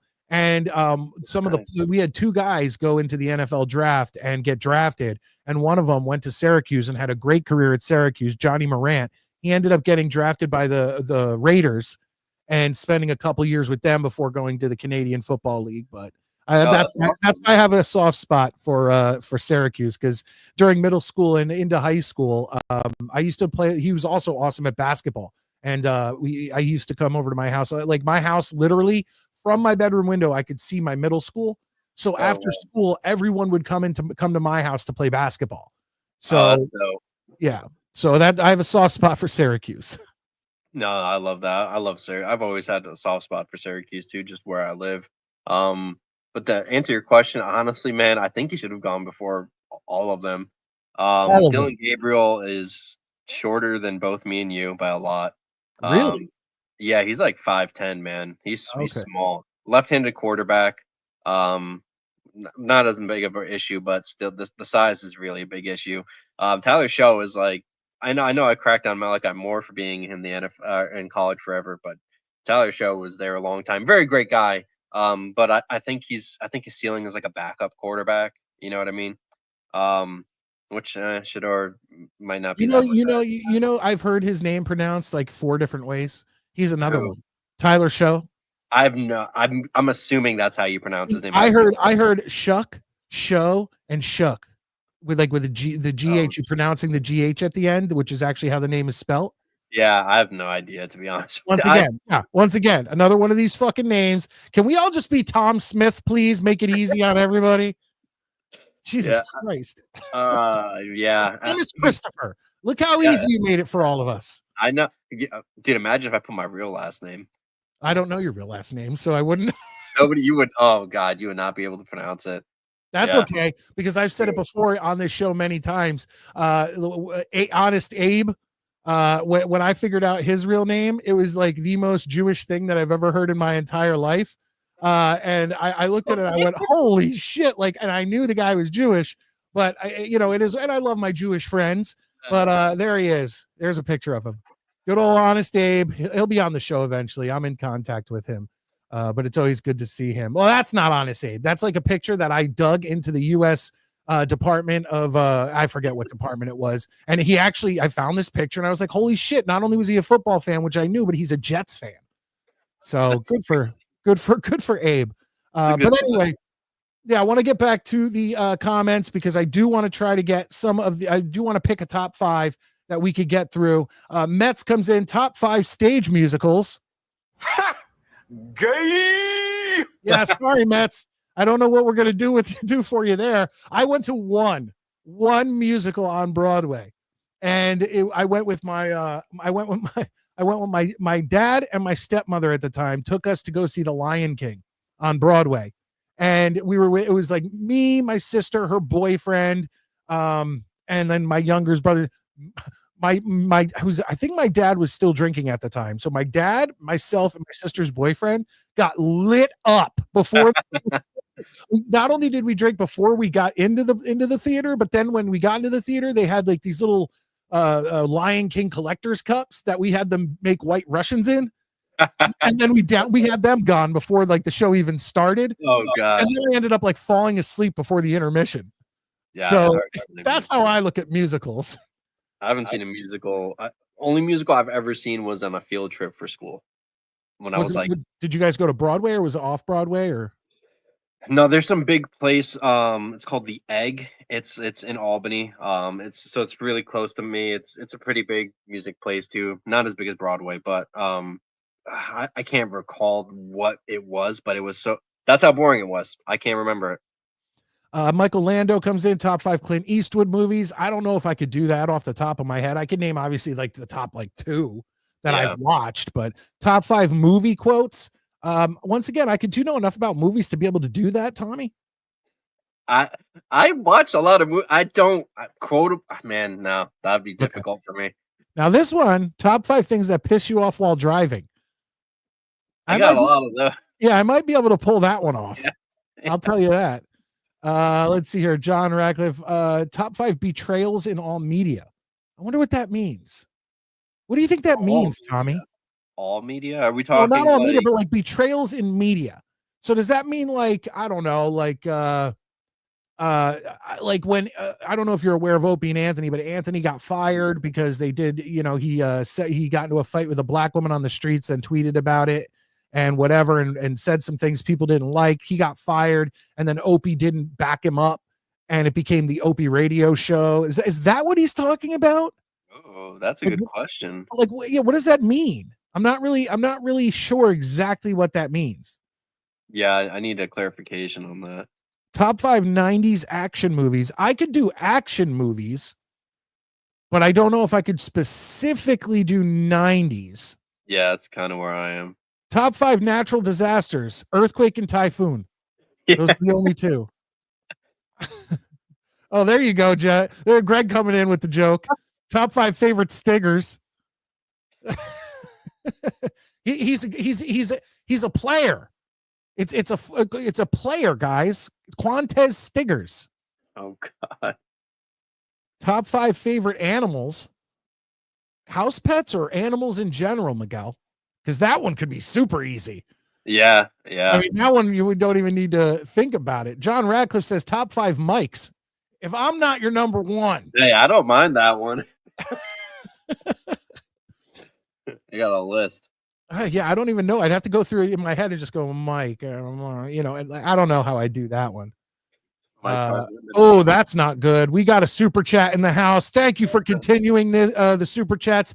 It's the last Saturday of the month. I appreciate all super chats and all those things, but you get a Jets chant. Jets.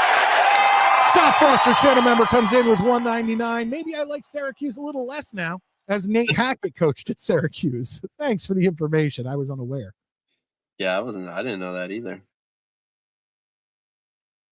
In movies, TV, etc., I should say. But what do you mean?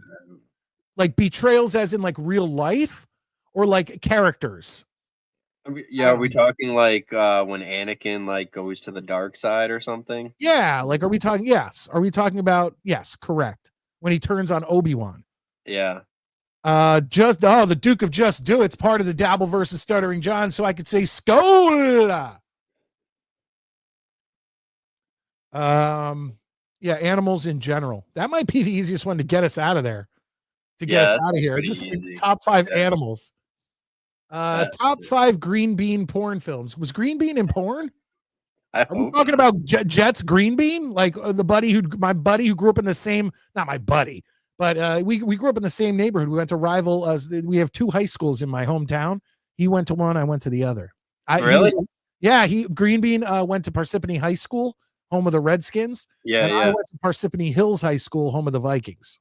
That's actually very interesting. I didn't know that. Characters, yes. Anakin to the dark side, for example. He was not in porn. There is no way that Green Bean was in porn. Green Bean, or are you talking about Boy Green? Oh, surprise! Here's my dick. Boom! There it is. No, they are not the Redskins, Scott. Parsippany High School changed after. I mean, it was well after me and Green Bean were going to school, but they changed to the Red Hawks because Redskins is offensive. That's interesting. Sean, what's up? Good to see you, man. Good to see you. All right. And once again, I need to know if you're talking about Green Bean, the Jets fan, or if you're talking about Boy Green, here's my dick. It's 2 different guys. So I would need to know that. Top 5 horror movie kills. You wouldn't be able to do that one. You know what? Maybe, you know what? Yeah. I could save that one for Tuesday night just for fun. We never do a top 5 on Tuesday night, but we're doing our halfway to Halloween show. So that'd be perfect. Yeah. Yeah. Top 5 horror movie kills.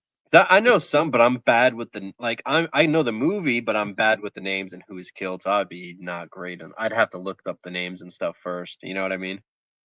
All right. Here's what we're going to do. We're going to make it super easy, folks. This is an easy one. Top 5 favorite animals, but I want us to be more specific about it. So if you don't just say a dog, give me a breed. If you pick a cat, tell me what color cat.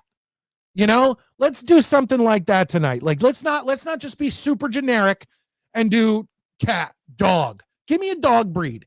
Give me a cat breed. Give me all of that. So let's make it easy, folks. Start getting yours in the comments section. Top 5 favorite animals of any kind of animal. So Let's see. I got my number 1. It's always been my favorite animal. All right. Oh, I'm interested to see what that is. All right.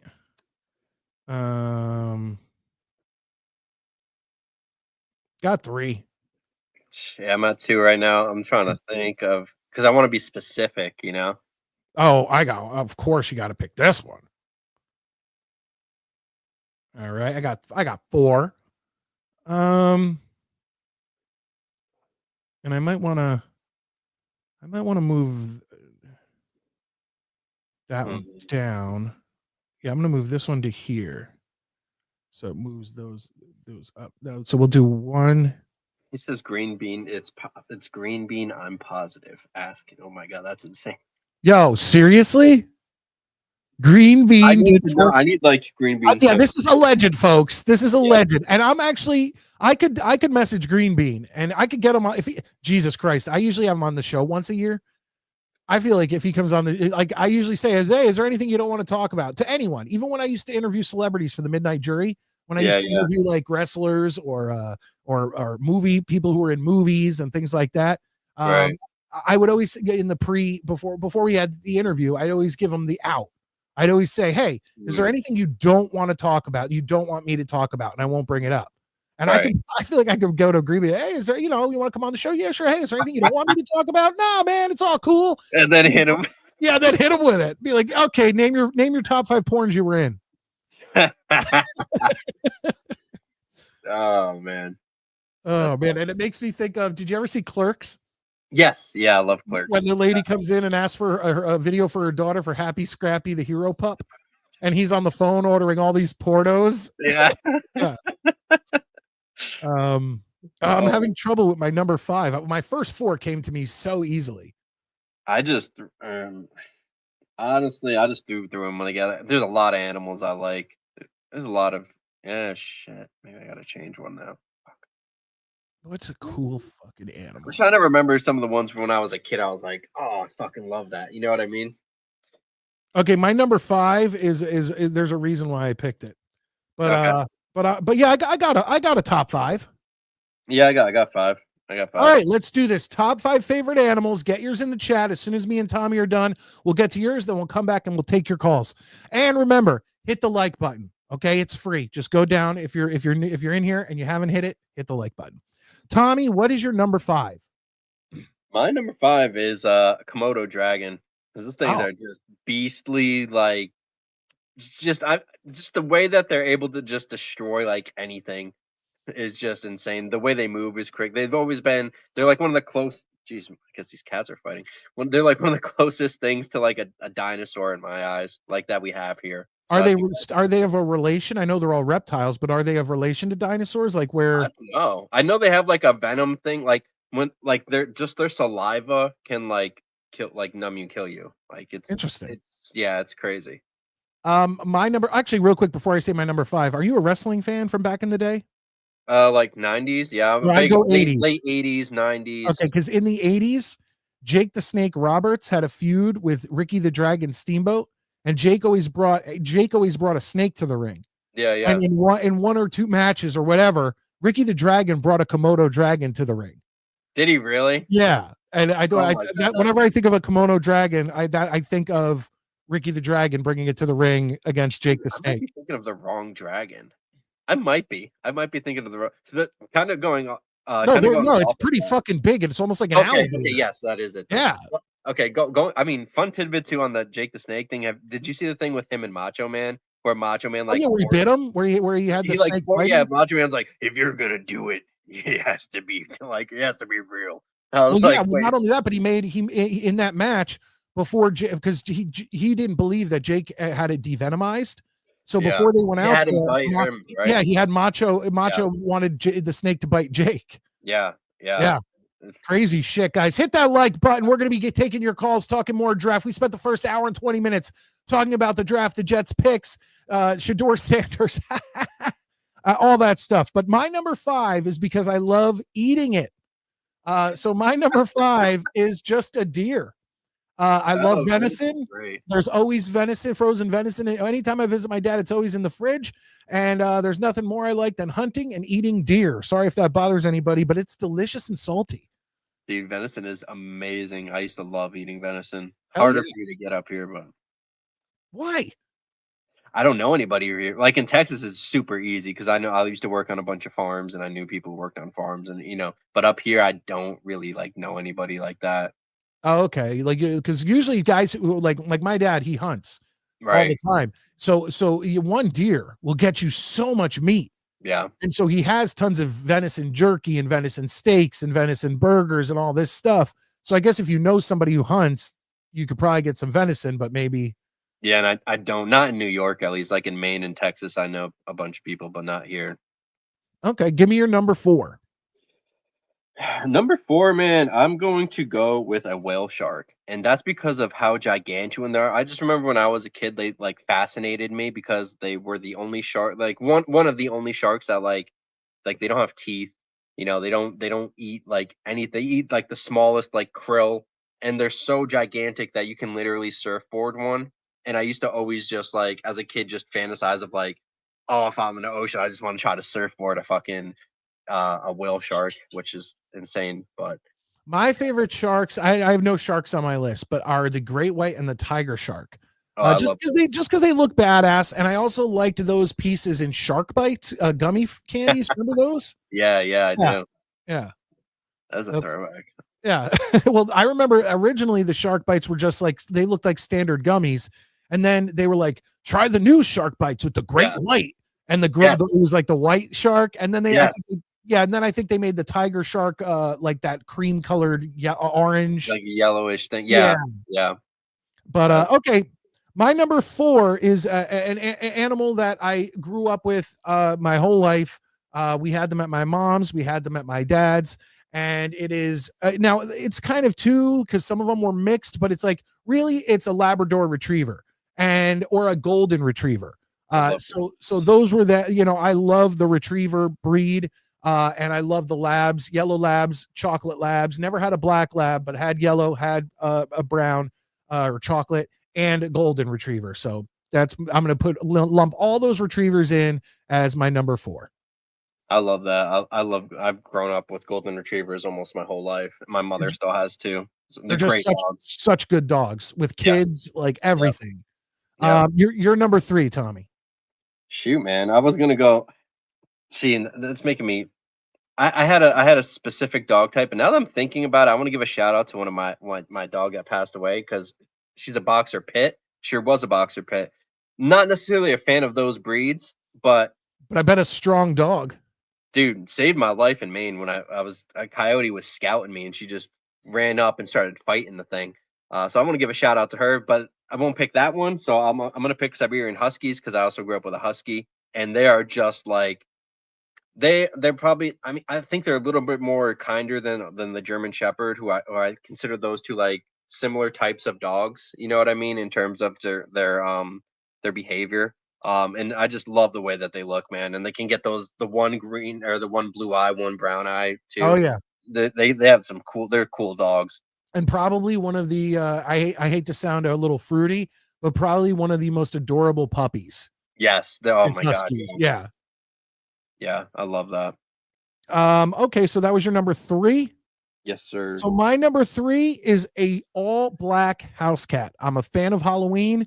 I've never had one. If I ever get an animal again, which we at one point we had 4 animals in our house, and I had to pick up all their bodies and bury all their bodies.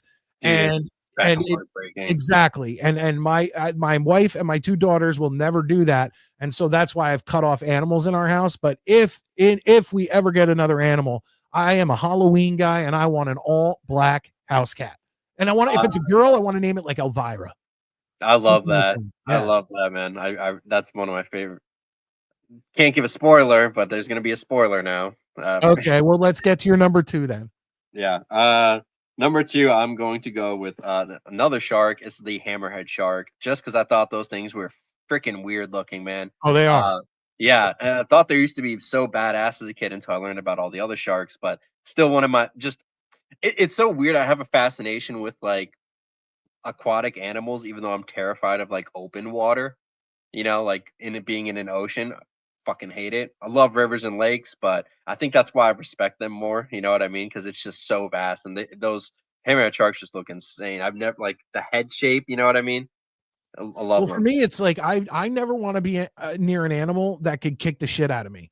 And so Yeah. people are like, "Oh, you don't like horses?" No, I don't like fucking horses I because don't do you know really how either. do you know how strong? Now, once again, if it's behind like a fence and someone's standing there and they're like, "Oh, it's a friendly horse," I'll pet its nose. Right, I have right. no problem with that. But I'm not fucking with a horse. I'm not getting on a horse. That thing could those muscles on those things like Yeah. that. If it decided to buck me off and stomp the shit out of me, I'm fucked. And I'm a big boy. Dude, isn't that how Henry that's how the oh my god, the original super or this I don't know if he was the Christopher original. Reeves. Yes, yes. Yeah, I Yeah. think he got thrown off a horse. Yeah, he did. Yeah. I Yeah. know like a lot of people become paralyzed or get some type of degenerative just like nervous system disorder or something just by getting fucking bucked from a horse. Imagine getting kicked from them from behind. Yeah. And some of them are mean, man. They have like personalities to them. Okay, so your number 2 is the hammerhead. My Yeah. number 2, I could not leave this off the list, folks, because we live in America. The bald fucking eagle.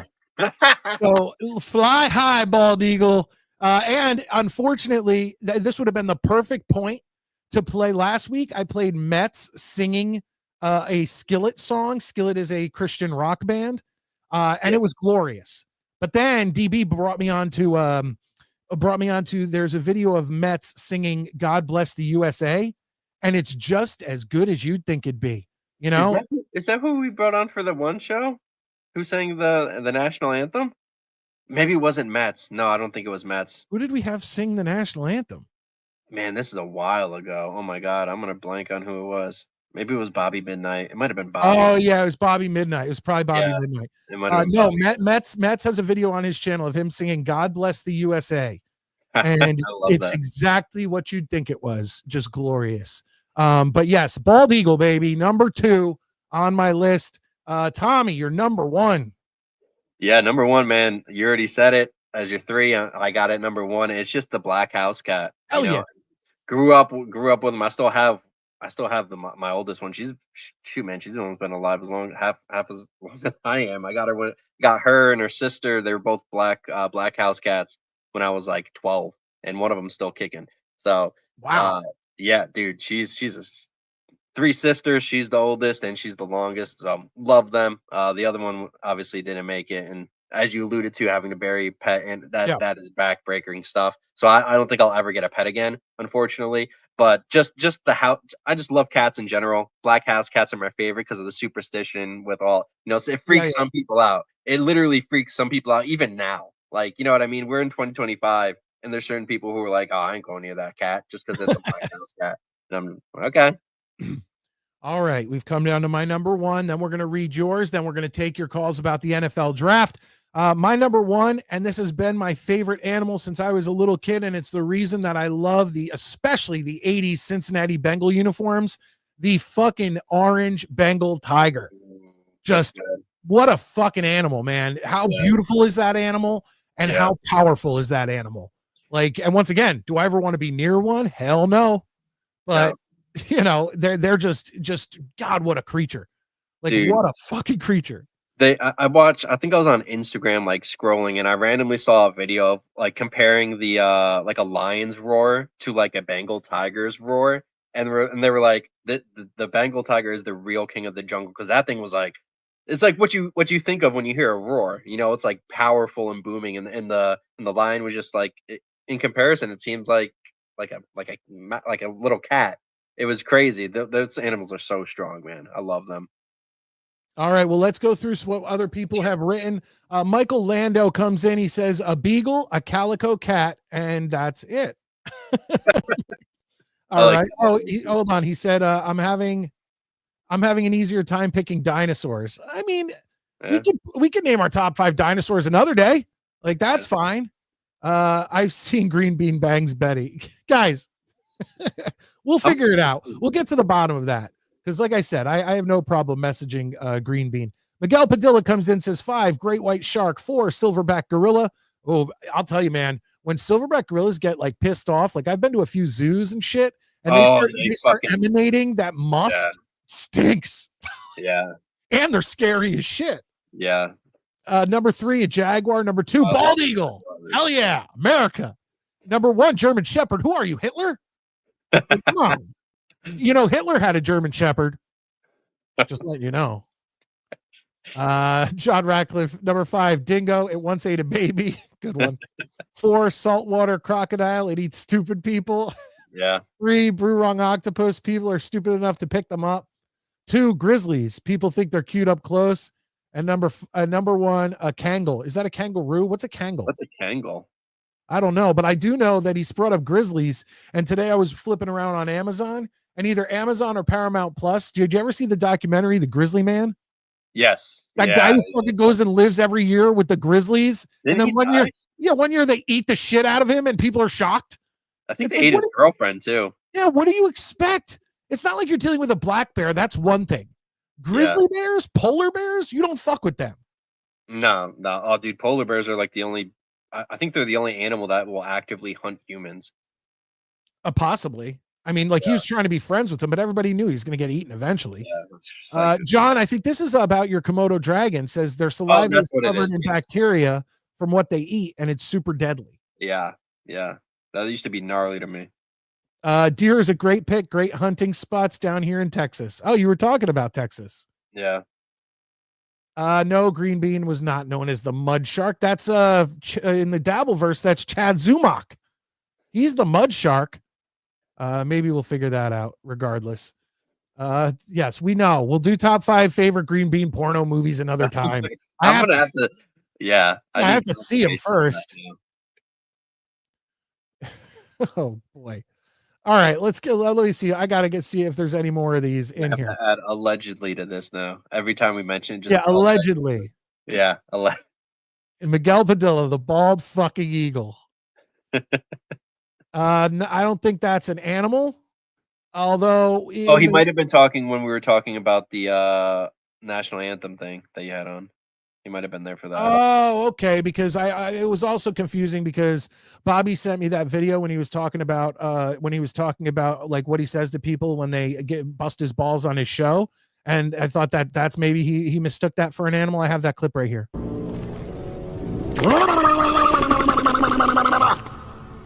Be gone with him. Yeah.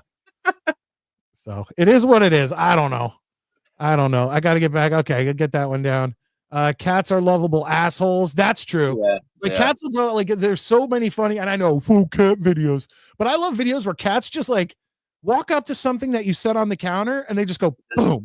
Yeah. Right off. Always. Oh, dude, they're so funny. Good to see you, Chris B. We're going to be getting into some more Jets talk upcoming. Please like, support, and subscribe. Membership, super chats. It's a Midnight Mike show. He deserves it. It's phenomenal. New York Jets content creator, person, and fan representing our New York Jets fan base, community, family, brother. Thank you, Chris. 100%. Guys, yes, it is the last Saturday of the month, so any super chats, anything like that you could throw me to support the show, I would greatly appreciate it. Let's keep moving down here. Where is Matty? I want to complain about something. He left already, but on Tuesday night, we're doing our halfway to Halloween show, our halfway to Halloween spectacular. And Matty has already said that he will be on the entire show. So that means that usually the shows end around 11:30. Maybe we'll kick it to midnight because it's the last Tuesday of the month, halfway to Halloween, and Matty's going to be here the whole show. Let's test that out. Let's really test that out. Let's see here. Sean says capybara. The only thing I could think of that's close to that is chupacabra, not real. I don't know what a capybara is. Oh, it's like a big water. It's like a big. I don't want to say it's like a water rat because it's not. It's more like a. It's not. It doesn't look like a rat. It's like a. It is like a rodent though. Interesting. It's big. 2, I have a pit bull. He is one of the best dogs I've ever had. He has one blue eye and one brown. The Alibi, or Central Asian Shepherd, the Jaguar, the Tortoise. Funny thing about pit bulls is when I lived in Philadelphia, I had my own dog walking pet sitting company. Yeah. And I used to love, there was this one pit bull that I took care of that, and it's weird because it reminded me of being a kid. Because when I was a kid, I had a golden retriever, and but I was much smaller than I became. So I'd get on the ground, the dog would jump on me, I'd fall backwards and whatever. But then as I got bigger, all the animals that I had, I had retrievers, I had yellow labs, I had all that stuff, and none of them could do that to me. And when I used to get down on the ground and be like, "Come on, Reese, come here," and it was a pit bull. And it would run. I'd get on my knees. It would run at me. It would knock me to the ground and get on top of me, and I'd roll around. I love that feeling. I love the feeling of like being a kid with the animal. And now, actually, my dad has a Great Dane. Oh, them suckers are huge. Thing's fucking huge. Yeah. Thing is fucking huge. Man, I love pit bulls too, but if they didn't have that like kill switch, you know what I mean? Like sometimes they can just turn. I don't worry, Tommy. I'd take it out. Monique says, "What's up, Mike? I've been listening. Keep it up. Loved the draft. Eagles, Ravens, and Jags were banger drafts." Yeah. Is that you agree, Tommy? Yeah, I love what they all did. Yeah. Lane Kerner, how do you feel about the Jets? We've been talking about it all show. We're about to get back to it. Beagle, horse, squirrel, hawk, Komodo. There you go, Mets. We'll bring. Don't worry, we'll be bringing you on real soon. Scott Foster comes in, says West Coast Sasquatch, not real, Scott. If we were doing cryptids, something like that, we'll work on it. Lion, grizzly bear, mountain lion, and Warnemanger dog. Is that a no? That's a dachshund. What's a Warnemanger? I don't know. You might have to Google that one. Panda, wolves, tigers, monarch butterfly, Matty. Good stuff. All right, guys, we're gonna move down. I'm cutting down to the bottom here because we got to start taking your calls. We're getting towards the end of the show. Tommy, when we get out of here, if you need to go, I understand. Whenever you have to go, let me know. But let me get out of this intermission report first. Sure. Let me just do this. And Chris says I'm a Jets fan, Devils fan, Knicks and Nets fan, and Yankee fan. That's pretty much me. Chris, we are on the same page. I am Jets, Devils, Yankees, and then if you go basketball, it'd be Knicks, Orlando Magic. But I'm not a big basketball fan ever since the sport became a big pussy sport. So, I still like to stick with the sports, especially like I've been loving getting back into hockey because for years I couldn't watch the Devils, and because living in Philadelphia, I only got to watch them when they played the Phillies. It wasn't like it is now, but Matty got me back into it like a year or two ago. And ever since then, it feels so good. I love watching fights. Like, God damn. I used to love hockey. Hell yeah. All right. Ladies and gentlemen, that was our intermission report. When we get out of here, I will drop a link. You guys can call in. We'll have some fun. We'll talk some draft. We'll be right back. Let's all go to the lobby. Let's all go to the lobby. Let's all go to the lobby to get ourselves a treat. Delicious things to eat. The popcorn can't be beat.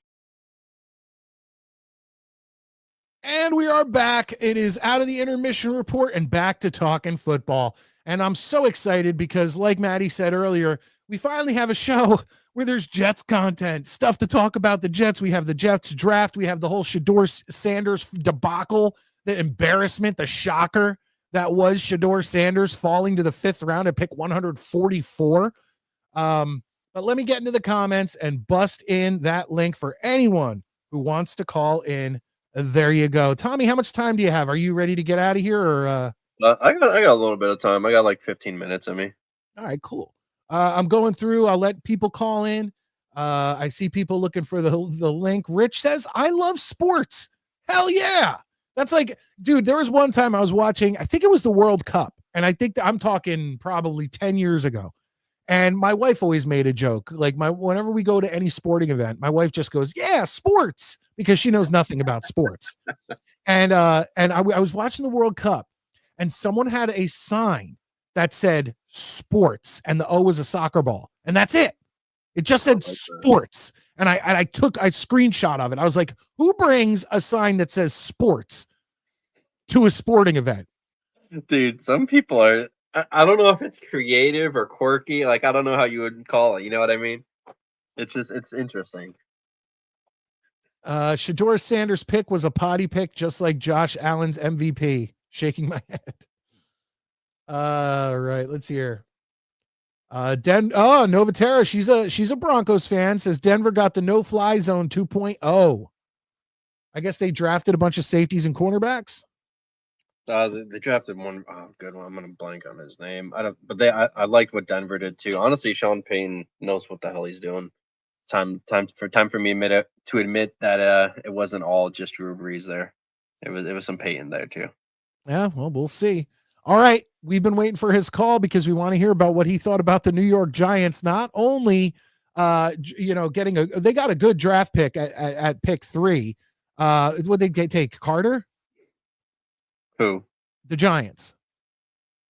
I think they did. Yeah, Dual Carter. They did. Yeah, I believe. But then trading up, Mets wanted a quarterback. Yeah, traded up back into the first round. We thought they were going to take Shador, but they took Jackson Dart. It's time to bring in Mets 2128, but I don't have his thing ready. Now I do. Here he comes.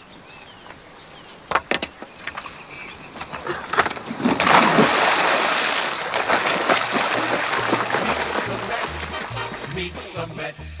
Step right up and greet the Mets. Bring your kiddies, bring your wife. Guaranteed to have the time of your life because the Mets are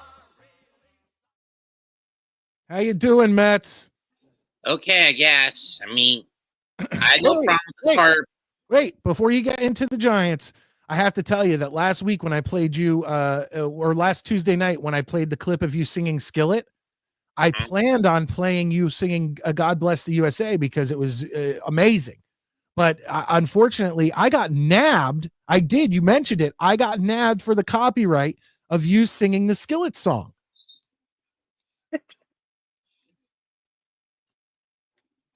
Nothing? Told you it would happen. You did. You did. All right. What did you think about the Giants? Are you happy with the picks? The Carter one is fine, but the whole Jackson Dart thing, it feels like the culture just doesn't want to change with the Giants when it comes to quarterbacks. Are you bringing race into this? No, Seems like you are.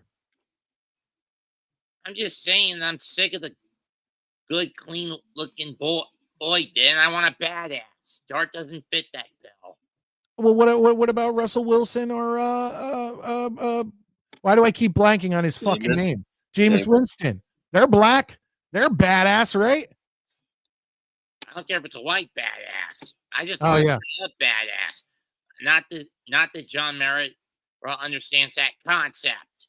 So you wouldn't consider Eli Manning a badass? Oh, he was. It's just I wouldn't, to be fair. career. He was sabotaged by a front line that wasn't fixed. Who would you have wanted, Mets? I don't know. Maybe Shador, if he had kept his nose clean and his father wasn't throwing his fucking weight, the wave his fucking of the fucking family name around. Because that led to Jerry Jones leading a massive coup, along with a good chunk of the owners, to ensure they shunned Shador, which led to him falling as far as he did to go to Cleveland. And I feel bad for Shador because now he's going to be a fifth stringer at worst, third stringer at best, because he's got to deal with Deshaun Watson, Dylan Gabriel, Joe Flacco, and Kenny Pickett. If he's going to have time to shine. Well, but so you're saying, okay, so obviously you weren't going to get Cam Ward. We all knew that was going number 1, Tennessee. So you're saying if you had your choice of any quarterback to take, it would have been Shador? Yeah. Is that what you're thinking, Tommy? Like if you were the Giants and you got that spot, would you have taken Shador? I don't know, man. It's tough. I thought they were gonna take him. Like I said, I saw them at the Shrine Bowl together. Like I did my little sneaking around like after the events and stuff and seeing who's with who kind of a thing. And like they were with him a lot. So something must. I don't know if something happened, but they were really interested in him. Mets, do you got a flag to throw on the Jets' second round pick? There you go. Yeah, people don't seem too happy. People don't seem too happy with Jason Taylor's little kid, Mason. And isn't that funny? Jason named his kid Mason. And yet Ray Mickens' son got drafted by Los Angeles. What do you think, Tommy? Would you have liked to draft Mickens' son? He seemed like a nice kid. I got to talk to him at this Shrine Bowl. Actually, he was a nice kid. I'm not asking if he's a nice kid. I'm asking, would you have taken him in a later round? He's a nice kid. He's a nice kid, Mike. Okay, that's fair enough. I'm still dealing with a scarring on my left arm. Is that why you look like a Q-tip tonight, according to Scott? No, I got a haircut last week. This was just from this past Tuesday. What'd you do? I was making palm dumpano, potatoes au gratin. About to pull the dish out of the oven, but I wasn't leaning down low enough, and my arm hit the oven grate while it was still hot. Did you drop it? No. There you go. That's how you tough it out. You get those extra yards. Did you put anything on it to help with the burn? Cold water, peroxide, neosporin. Wow, a lot of stuff. You got to throw some dirt on it. Matt Smith comes in. He says, if you think Dart was a bad pick, you're stupid as fuck. I'm going to tell you this right now, Matt. I think anybody aside from Cam Ward was not that great of a pick. This wasn't a great quarterback class. If you're sitting here telling me that Jackson Dart was a good pick or a great pick, I think you're stupid as fuck. I love you for being here, but I just don't. I mean, look, it was. You know what it was? Jackson Dart was a pick. We'll see what happens. I'm not necessarily saying it was a horrible pick, but I'm not going to sit here and say it was a great pick. It is what it is. So, what'd you think of the Jets picks there, Mets? Some of them were good. Like, I wasn't paying much attention to the draft. Maybe that Thomas kid or whatever. However his name was pronounced. Yeah, is that right? Yeah. Jets Worldwide should be all one word in the ticker, Mike, as you write it as two words. Oh, did I write world dash wide? Or world space wide? World space wide, probably. I don't know about that, but I'll tell you what, right now, this was the first time I just updated the ticker at the bottom of the screen. And I actually had to leave some people off because there was too many of you. I ran out of, they only give you 1,000 characters. So I had way too many people to actually put into the ticker. So I'm going to have to figure out some sort of I don't know. No, yeah. Look, there it is. It's at the bottom. Jets Worldwide, one word. I don't know. I do my best. There you go. Metz has a beautiful singing voice like Gilbert Gottfried had. Oh, well, that's an old joke, right, Metz? How many times have we heard that? Too many to count. There you go. Good Lord, now I know why I'm needed. Jeez. Oh, thanks, Dr. Ocho. Once again, not showing up. Now, we didn't have trivia tonight, but you also didn't respond to my text. So, Ocho, next Saturday, get on here and come on, get on here and do some trivia. You were the defending Midnight Mike Show champion on trivia for weeks on end, going back to the Midnight Jury. So come on here and show. We keep talking about you. All these new people don't know who you are. Come on here and show everybody who the Ocho is. Come on. To see that. All right, Mets. Mets. So I couldn't do the Halloween. Are you available Tuesday night to eat that Carolina? What is it? Ghost pepper jerky? Yeah. You're going to be around Tuesday night? Yeah. Are you going to eat it on the show? Not a lot. Maybe a couple of chunks of it, but not all of it. No, just I want a good hunk. I want you to keep chewing it with no water or no milk for 5 minutes. No water, no milk for 5 minutes. You think you can handle that? I'd be more prone to swallow it before that time's up. No, you don't have to chew it. You don't have to chew it for 5 minutes. You have to give it a good chew and swallow it, but then not take a drink for 5 minutes. Got to get the seeds in there too. That spice. All right, good. We're gonna have fun with that. Everybody get ready. Tuesday night. It'll go behind. By the way, it'll go behind the Midnight Mike Show channel membership after it's off live. So you either watch it live or you're a channel member if you want to be able to see that. That's going to be very interesting. I hope the best for Mets. I hope the best for the Mets for Mets 2128. Even though I'm a Yankee fan, but sports fan in general too. I like Mets players. And before anyone asks, I feel like WrestleMania was a letdown this year. I think we talked about this. You were upset about. I mean, we all the John Cena thing was a letdown. That match was nothing to write home about. The one thing that gave me a few bits of joy was seeing Murdoch stream and him reacting badly to Joe Hendry showing up. And that was the TNA guy? Yeah. Yeah. Scott comes in and says green bean spread seed worldwide. No. Allegedly. Allegedly. Oh, there you go. Chris says Thomas Christopher reminds me of John Moxley. Looks like him in my opinion. AEW wrestler, and my first name is Christopher. Well, we see that, Chris. I don't know who he is. No, well, John Moxley used to be in WWE. He was long ago. I stopped watching. Not long ago. He was part of the Shield with Seth Rollins and yeah, I stopped watching around those guys. What was his what was Moxley's name in WWE? Dean Ambrose. Oh, okay. Okay. That's more familiar. Oh, come on. Be nice to Mets. Says Mets singing voice makes me want to go deaf.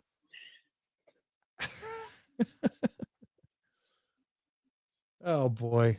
That's Dr. Ocho. There you go. Miguel has it right. Mets 2-28, sings like an angel, but screams like a demon. That's very fair. Jets for life, forever, in eternity. Our New York Jets fan base community deserves everything the world's best. Yeah, we do. We have been loyal way too long. I think we definitely deserve some good luck. I don't even want to. You know what? I'll be honest. I don't even need a Super Bowl win. Just get me a division title. Get me an AFC championship game. Maybe get just something. Just something. And I just need a playoff. I don't even care. Wild card easier now more than ever. DJ's been huffing glue. He says, I'm back from huffing glue. Rumor has been going around that the Jets are trading Fields and next year's second round pick to the Browns for Sanders. Have you heard this too? Oh God, please don't say that. DJ, let me ask you one question. You want to get high? Ocho, I just put the link back in. So let me do this. If Ocho's going to call in, let me do this. Let me let Mets. Is there anything else you need to let us know before Tuesday night when you eat a ghost pepper jerky on the show and then don't take a drink for 5 minutes? Ghost pepper jerky. I still want to ask if anyone is willing to go and get high for this. I'll get high for it. You want me to get high for it? I don't run my show as that. See, that's why I don't really smoke anymore. Because I noticed that if I smoked, I have a hard time running the show. Like I get all like distracted, and I believe me, it's a completely different show. Well, I guess not completely different, but on my end, it seems like I'm not doing it the right way. All right, Mets, have a good night. On that note, later, Mets. All right. Now, possibly the Ocho will be calling in. Ocho, I put the link in the description. As you can see, people love our show. Fun show, guys. So I appreciate that. And let me just make sure. Can Mets rip that jersey off at the end of the show? Oh, God, I want to play that again. I love that clip. I have it always ready to go. But before Ocho maybe gets in the back or we end this show out, let's bring him on. Look, he called in last week. Let's see what he thinks of the draft. We had a few people that we were talking about him drafting last week when he was on with Sean Neutron. Let's bring him in. The Lane Train. How you doing, Lane? I'm good. I'm Midnite Mike. Oh, hello. I'm Thomas. Christopher. What's up, man? How do I feel about the draft? Yeah, how do you feel about the draft? It was great, actually. I actually like that thing that they wrote on what was it, Twitter, about his father. Whose father? Taylor Warren. No, wait, not Taylor Warren. He Mason? was at the Jets game. Yeah. Mason Taylor? Oh, yeah, when they had Yeah. him. Yeah. That was great, actually. I like to say, like, it kind of looked like a mohawk with the green, actually. Oh, when the picture of him? Yeah. I can't believe he became a player. So None of those people that we talked about ended up getting drafted during the yeah, I draft. know. Like That's John still Wilkes can't Booth believe- didn't get drafted. Yeah, I know. Lee Harvey Oswald, he Yeah. with his pinpoint accuracy, Yeah, he he never didn't he, get. he Maybe never got just wasn't drafted. good. I'm surprised that Noble is still undrafted. Yeah, I mean, Knobel's still undrafted. It's unbelievable. Both sides of the ball he plays. That's crazy. yeah, I mean, like, why is that? Like, I mean, I'm happy about the Giants that they got Abdul Carter, and they picked up another player also. And yeah, I was watching it, and I also had like a nice beer to drink also, and I had some pizza for dinner. Nice. On Thursday, and yeah, I mean, it was good. I think that I mean, it was a lot of rounds. It was a lot of and I'm rounds. also More than happy that usual. yeah, and I'm also happy that the Mets finally won a game after beating the Nationals. You can't complain about the Mets. They're having a great season so far. Yeah, but you know what I don't get? Why is the Nationals uniforms different for? Is that like the city uniforms they have? Oh, I maybe just they were wearing their noticed it. City Connects. Well, not the Mets. I mean, they had the DC on it, like the Nationals. Why is that? Why is every team going with the City Connects uniforms for? They don't really have a choice. The MLB tells them, the MLB puts them out for the teams, and then they don't really have a choice. It's I don't all really just to like get the people to gray buy more uniform. merchandise, Lane. Yeah, it's all money. Yeah, because I mean, I already got a Pete Alonso shirt, but not the Mets on it, just his name. And I got a new Mets hat, a black one. I was gonna get like a blue one, but Like the black one, like Mike Piazza used to wear with like those old. yeah, I Yeah. actually Oh, like. that was nice. Yeah, I mean, yeah, I mean, so yeah, and then what else did I do? I was busy today, but yeah, I still feel happy about the draft. All right. I'm Well, just surprised that we didn't do the like when we sometimes do like you have to guess music or movie. I'm surprised we didn't do that. oh yeah, I had too much to talk about tonight and too much to go over. But I promise you, Lane, on next Saturday night we will get back to trivia. But I do have Dr. Ocho waiting in the back, Yeah, and the show is coming. just Yeah. one more thing, and I mean the draft is good. All Yeah. right, so thank you for taking my call. Thank you, Lane. We Lane. much appreciated as always. All right, ladies and gentlemen, he hasn't been on the show in a while, and we got to get everybody in the comment section. Let's implore him. Let's beg him. Next Saturday night, get on for trivia, ladies and gentlemen. The Ocho, Dr. Ocho, how you doing tonight? What the fuck was that, dude? Seriously? Holy God Almighty! This was. Listen, I've had insomnia for a long time, Mike. You've known me. You've known me for a while. I'm cured. I'm fucking cured as of right now. So you what just- in the blue holy hell happened? That was the Lane train. I love Lane. Lane, you sucked. But get better and you'll be all better. We're going to all be better. Fuck, that was awful.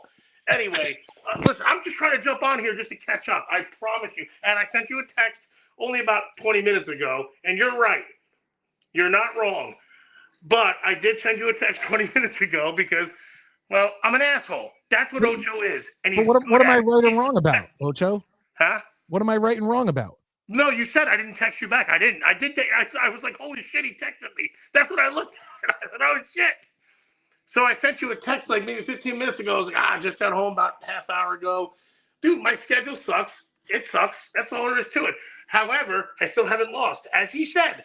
So, all right. So what's next week? Let's think about this. We got to think about this because now I'm in motion. It's Next not just week, Ocho next sitting. Saturday. Next Saturday is the first Saturday of May. It's Mother's Week. Got it. Mother's Month. Got it. Yeah, I'm busy. Oh, but it's Too not busy. Mother's Day, right? It's Mother's Month. I'm busy. Uh-oh. Busy. Wait, when is Mother's Day? Yeah, well, now that you mentioned it, we're all going to our phones. Busy. no, that's usually a Sunday. Man. But Okay. that means you're preparing on Saturday. No. What? So Okay. I don't. So is somebody actually winning trivia, or is it just a hogwash of a couple of yahoos that are tinkering back and forth? Well, no, usually for a while it was Matty and Murdoch going at it. And then we've had a few other people come in and out. 1 week, Honest Abe did it. And 1 week. Abe on there? Yeah, Abe did trivia 1 week. And then last week, I believe it was Matty. Who was it? It was Matty, Matty versus John Radcliffe. And yeah, so we bring people in and out sometimes. Who was the guy whose ass I used to kick all the time? That would probably be Matty. No. I didn't. No. Way back when, right? Oh, on the Midnight Jury? Because that's how it started. Yeah, it was my co-host Calvin Brody. Oh, that's it. Yeah, and then you came on also and kicked Mike Durban's ass too. No. Everybody kicked Mike Durban's ass because I still remember his answer? Nothing. Yeah, because he came on and he didn't know any of the categories for some reason. I don't understand. What? Was that when we were writing his stuff down on the board? Like to make it like legit? Every time he'd learn to flip the board around and go, nothing. Yeah, because he knew almost nothing.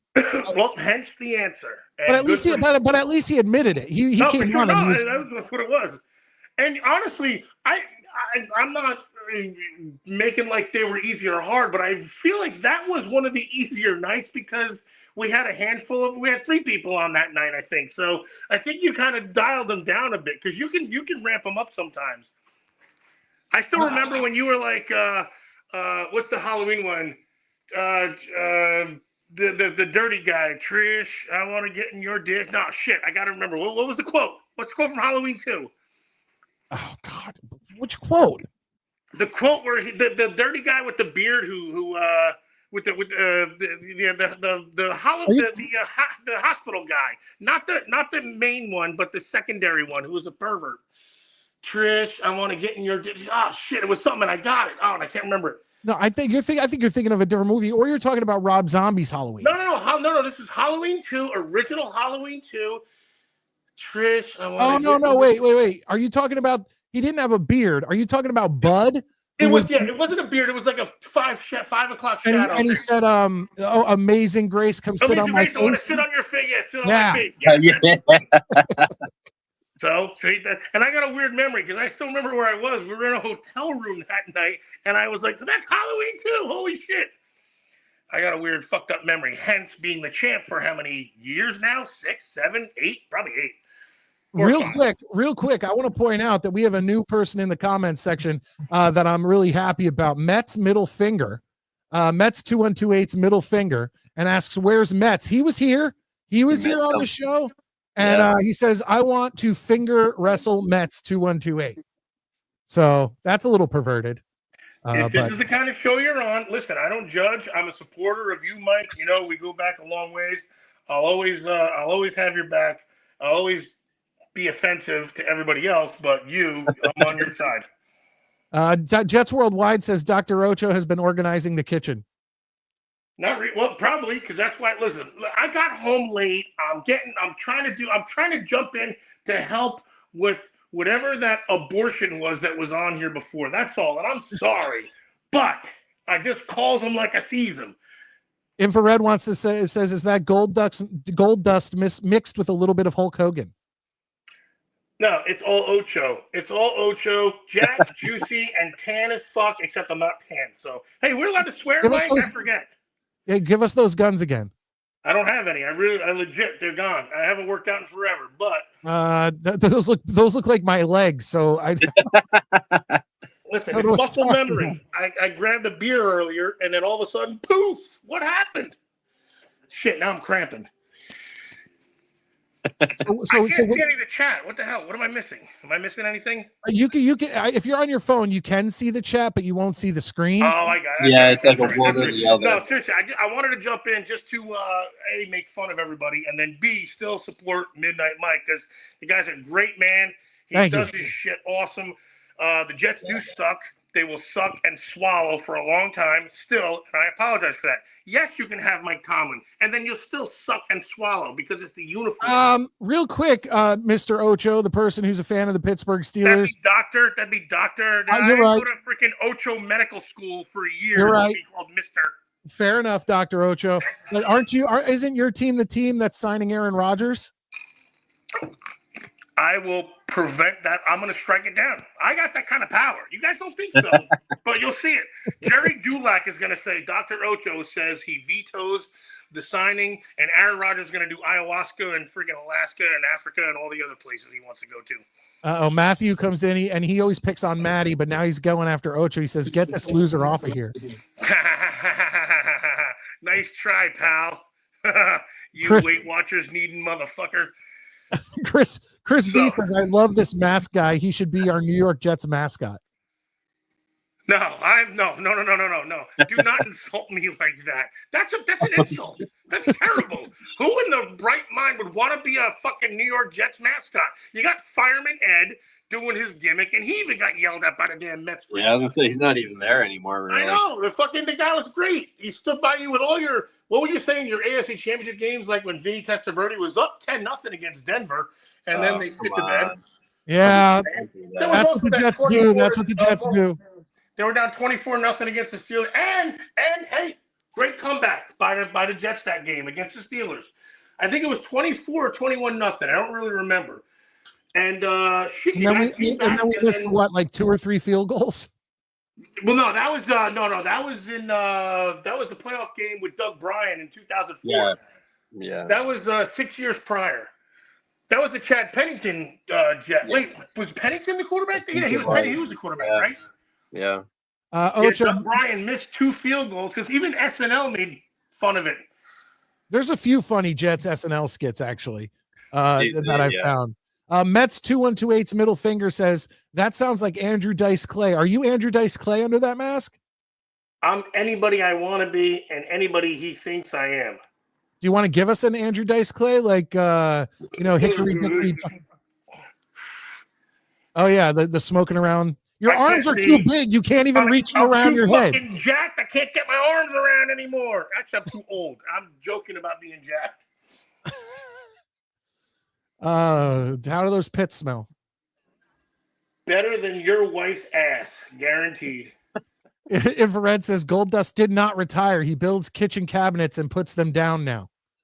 And I can literally have a shit ton of tools. I got everything. Under the sun. Batteries, tons of batteries. I can do it all. What the fuck can't Ocho do? Goldust slash Mr. Trivia.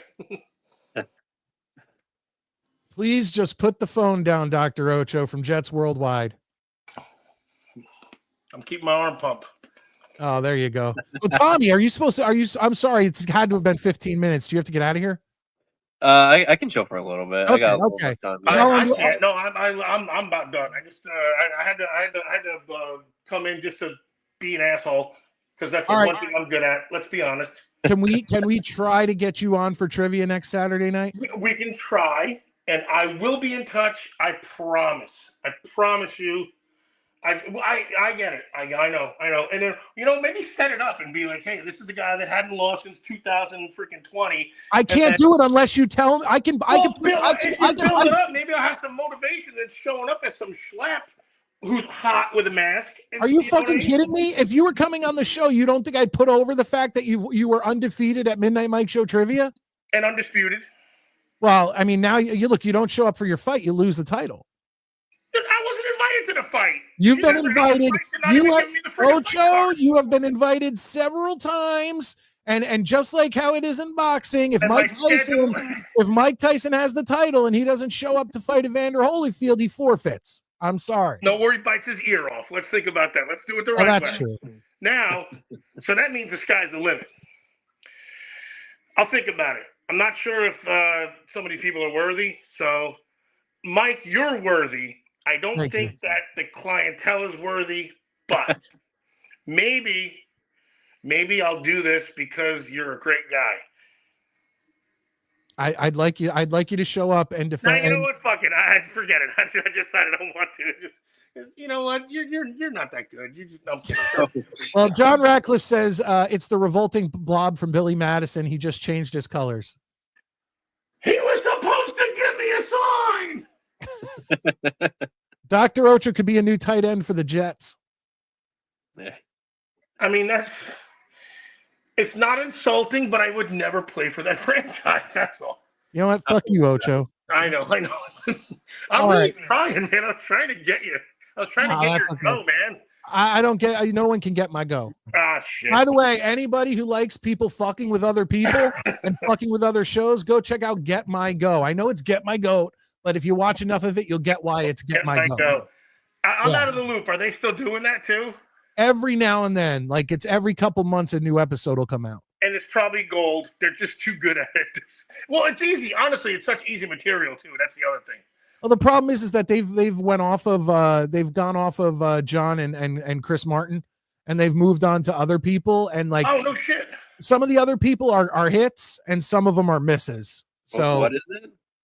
It's basically a show that spent like 50 plus episodes mocking these two podcasters who just were terrible. They were terrible. They bought views and then told everybody that they never bought views, but then it came out that they did because people left the show and went on Get My Go and was like, yeah, we were buying views and all this other stuff. And it was just it's 50 plus episodes of them mocking these guys. And then eventually they started finding other podcasts to mock, and some of them are fucking gold. But some of them I don't enjoy as much because it's not because of the guys who do Get My Go. It's because of the subject material that I do. Yeah. Hey, they haven't made fun of my bowling podcast yet, have they? No. And I know you do that with Rad Rob, and I know they've went after him. Well deserved too. Like, I'm not lying. Did you see what just happened on Ocho's screen? No. He gave a thumbs up. And then what happened? Look. Oh, what the hell? What is it doing? It made a thumbs up bubble thing. Like, no kidding. It's not on mine. Oh shit, I see it. Yeah. I think there's other things you can do. Oh, dude. Let's try this one. No, I don't think that one will work. Hang on. I got something for you. No. I'd have to zoom in anyway, so it's fine. For the one lady watching, I'm sorry. We'll get you next week. No, we actually have a good contingent of women. To the 8 ladies watching, I'll get you. That's close. That'd be closer. I'd say we have like 5. I'd say 5 would be about right. Grappler 5 was he was all right. I don't even remember Grappler 5. He was a flash in the pan. He was an in and out, but he was a funny guy. Actually, very swore more than I did. Oh yeah.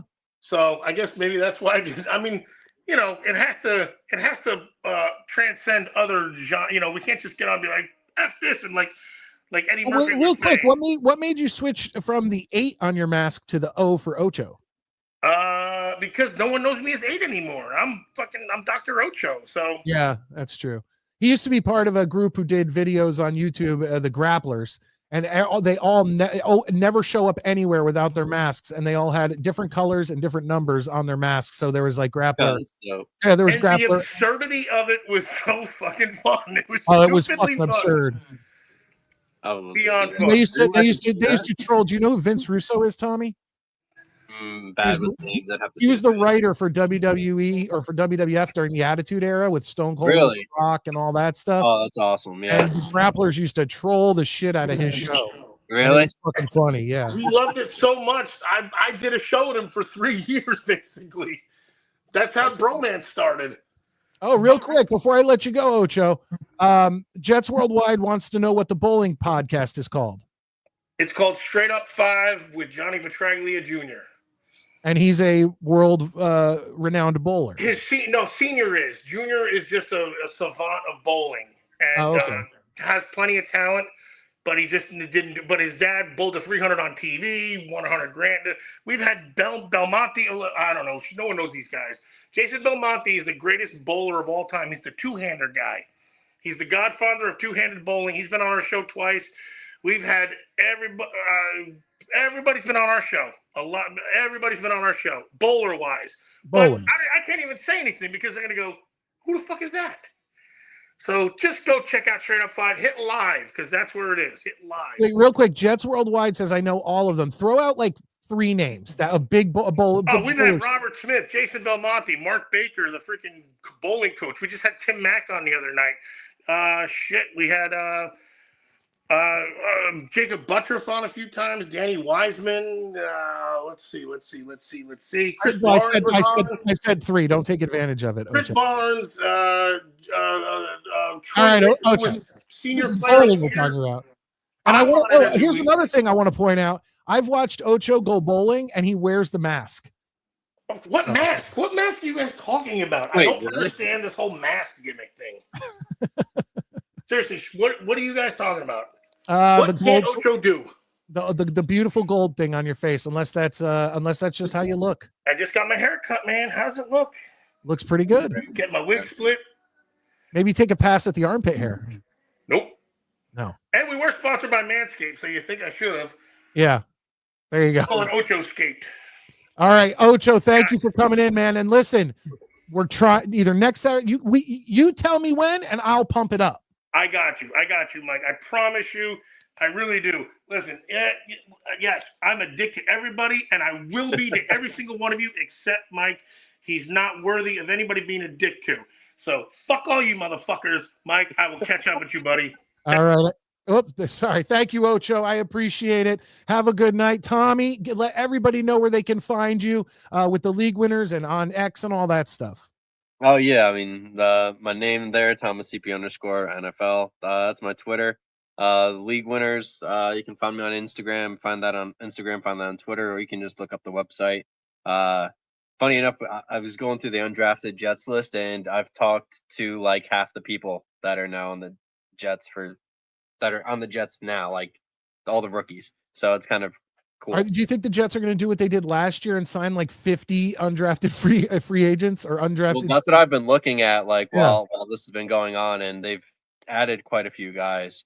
Okay. That not too many noticeable ones. I mean, Donovan Edwards, running back from Michigan, he wasn't bad. They added Ryan Clark's kid, Jordan Clark, from Notre Dame. He's kind of mid. They added Brady Cook, quarterback from Missouri. I actually talked to him. He's a really smart kid. Gus Hartwig, I talked to him. He's a decent center. And then they added some guy from Germany who one of my writers actually saw and met at the NFL International Player Pathway Pro Day. His name is Leander Weigand. And he's from Germany. He's an offensive lineman. So he's interesting too. Just a big fucking behemoth of a guy.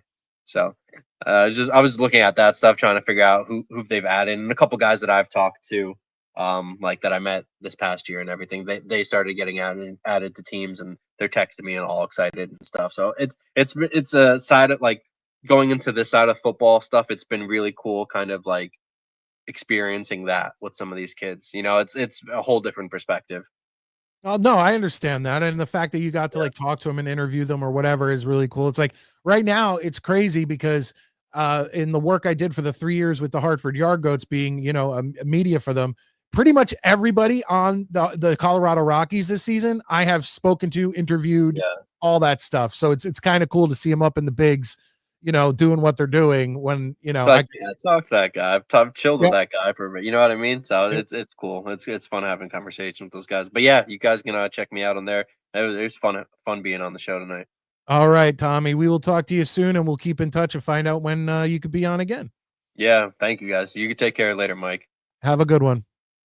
All right, ladies and gentlemen, I'm telling you right now that Matty and others are going to be jealous that they didn't get to be on with Dr. Ocho. I'll tell you right now, Tommy had a treat to see Dr. Ocho. And I also see a few of you. I see Dano in here. Once again, I didn't get to talk much about it tonight, but if you go back to Dano's show from last night, I believe it was, correct me if I'm wrong, Dano, but him and his panel, we're talking about Breece Hall. They had like a 40-minute conversation on the trade of Breece Hall. And I didn't, like I said, I'm not going to get into it now. If I had time during this show, I would have, and I would have given credit to who said what.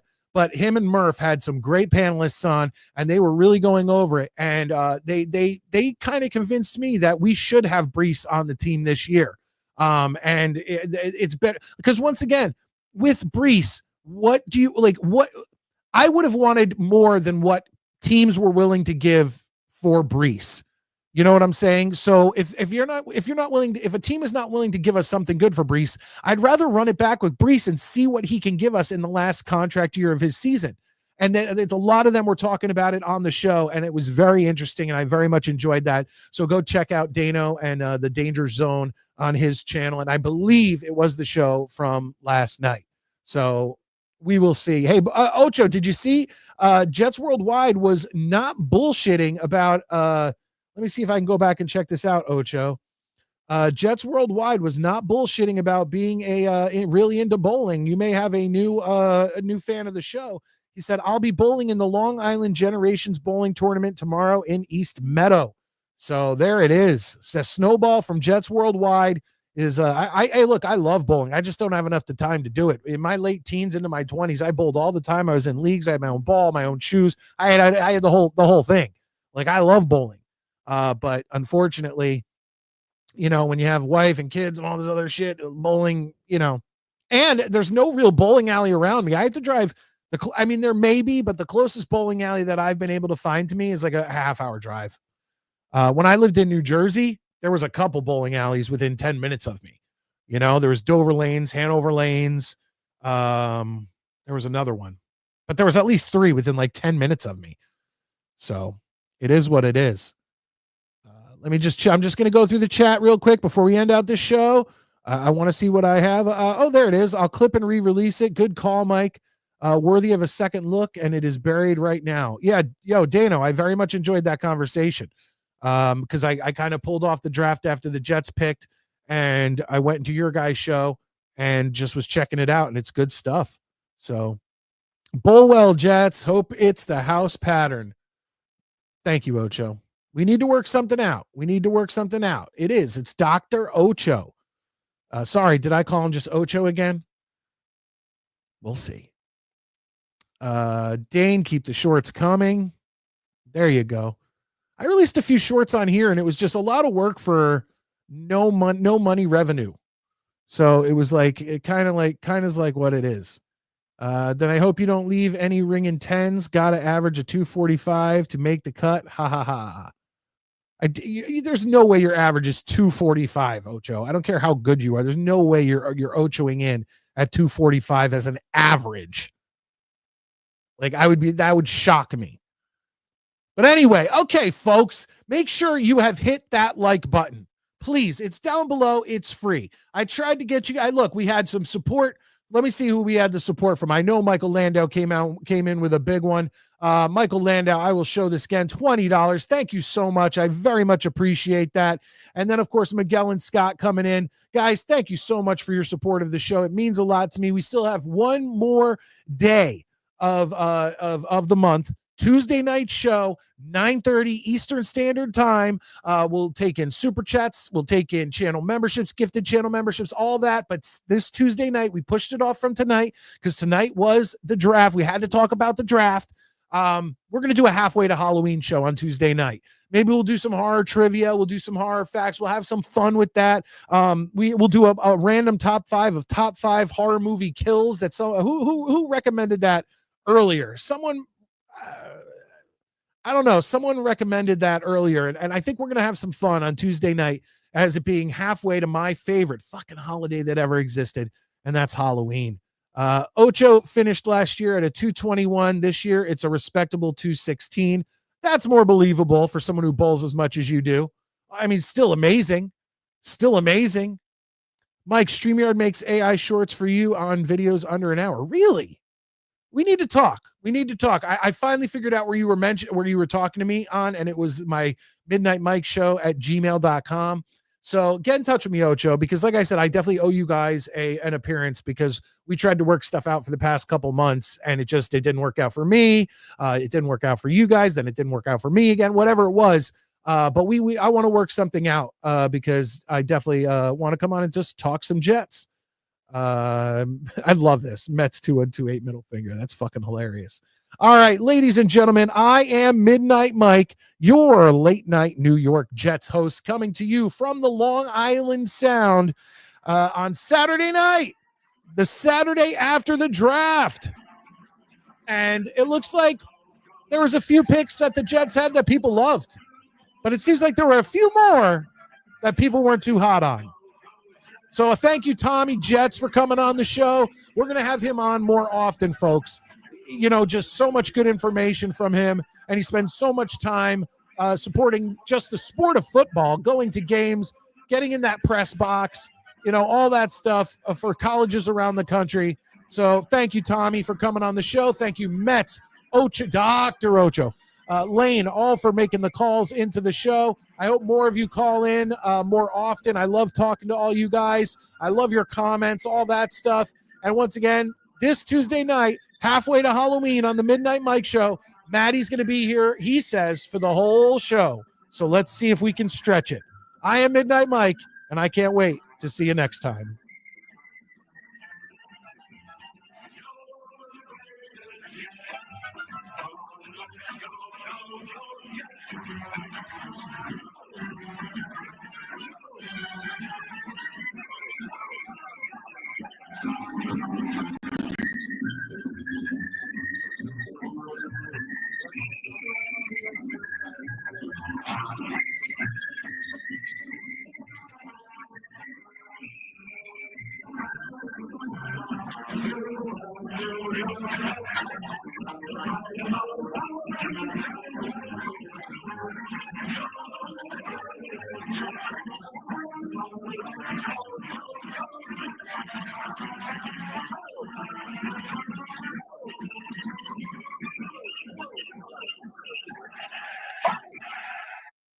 And the last thing I will say before I bring in my co-host Matty is it came out that Deion Sanders and his son Shador, there's like two teams that we will not play for these teams. We will not play for her. And one of them was the New York Jets. Hey, Deion, asshole, let me get you in on something. They come real close. I want to whisper it to you. We never fucking wanted your son. Do you get that? We never fucking wanted him. Keep that circus away from us. We already have enough of that shit with the Jets. Are you kidding me?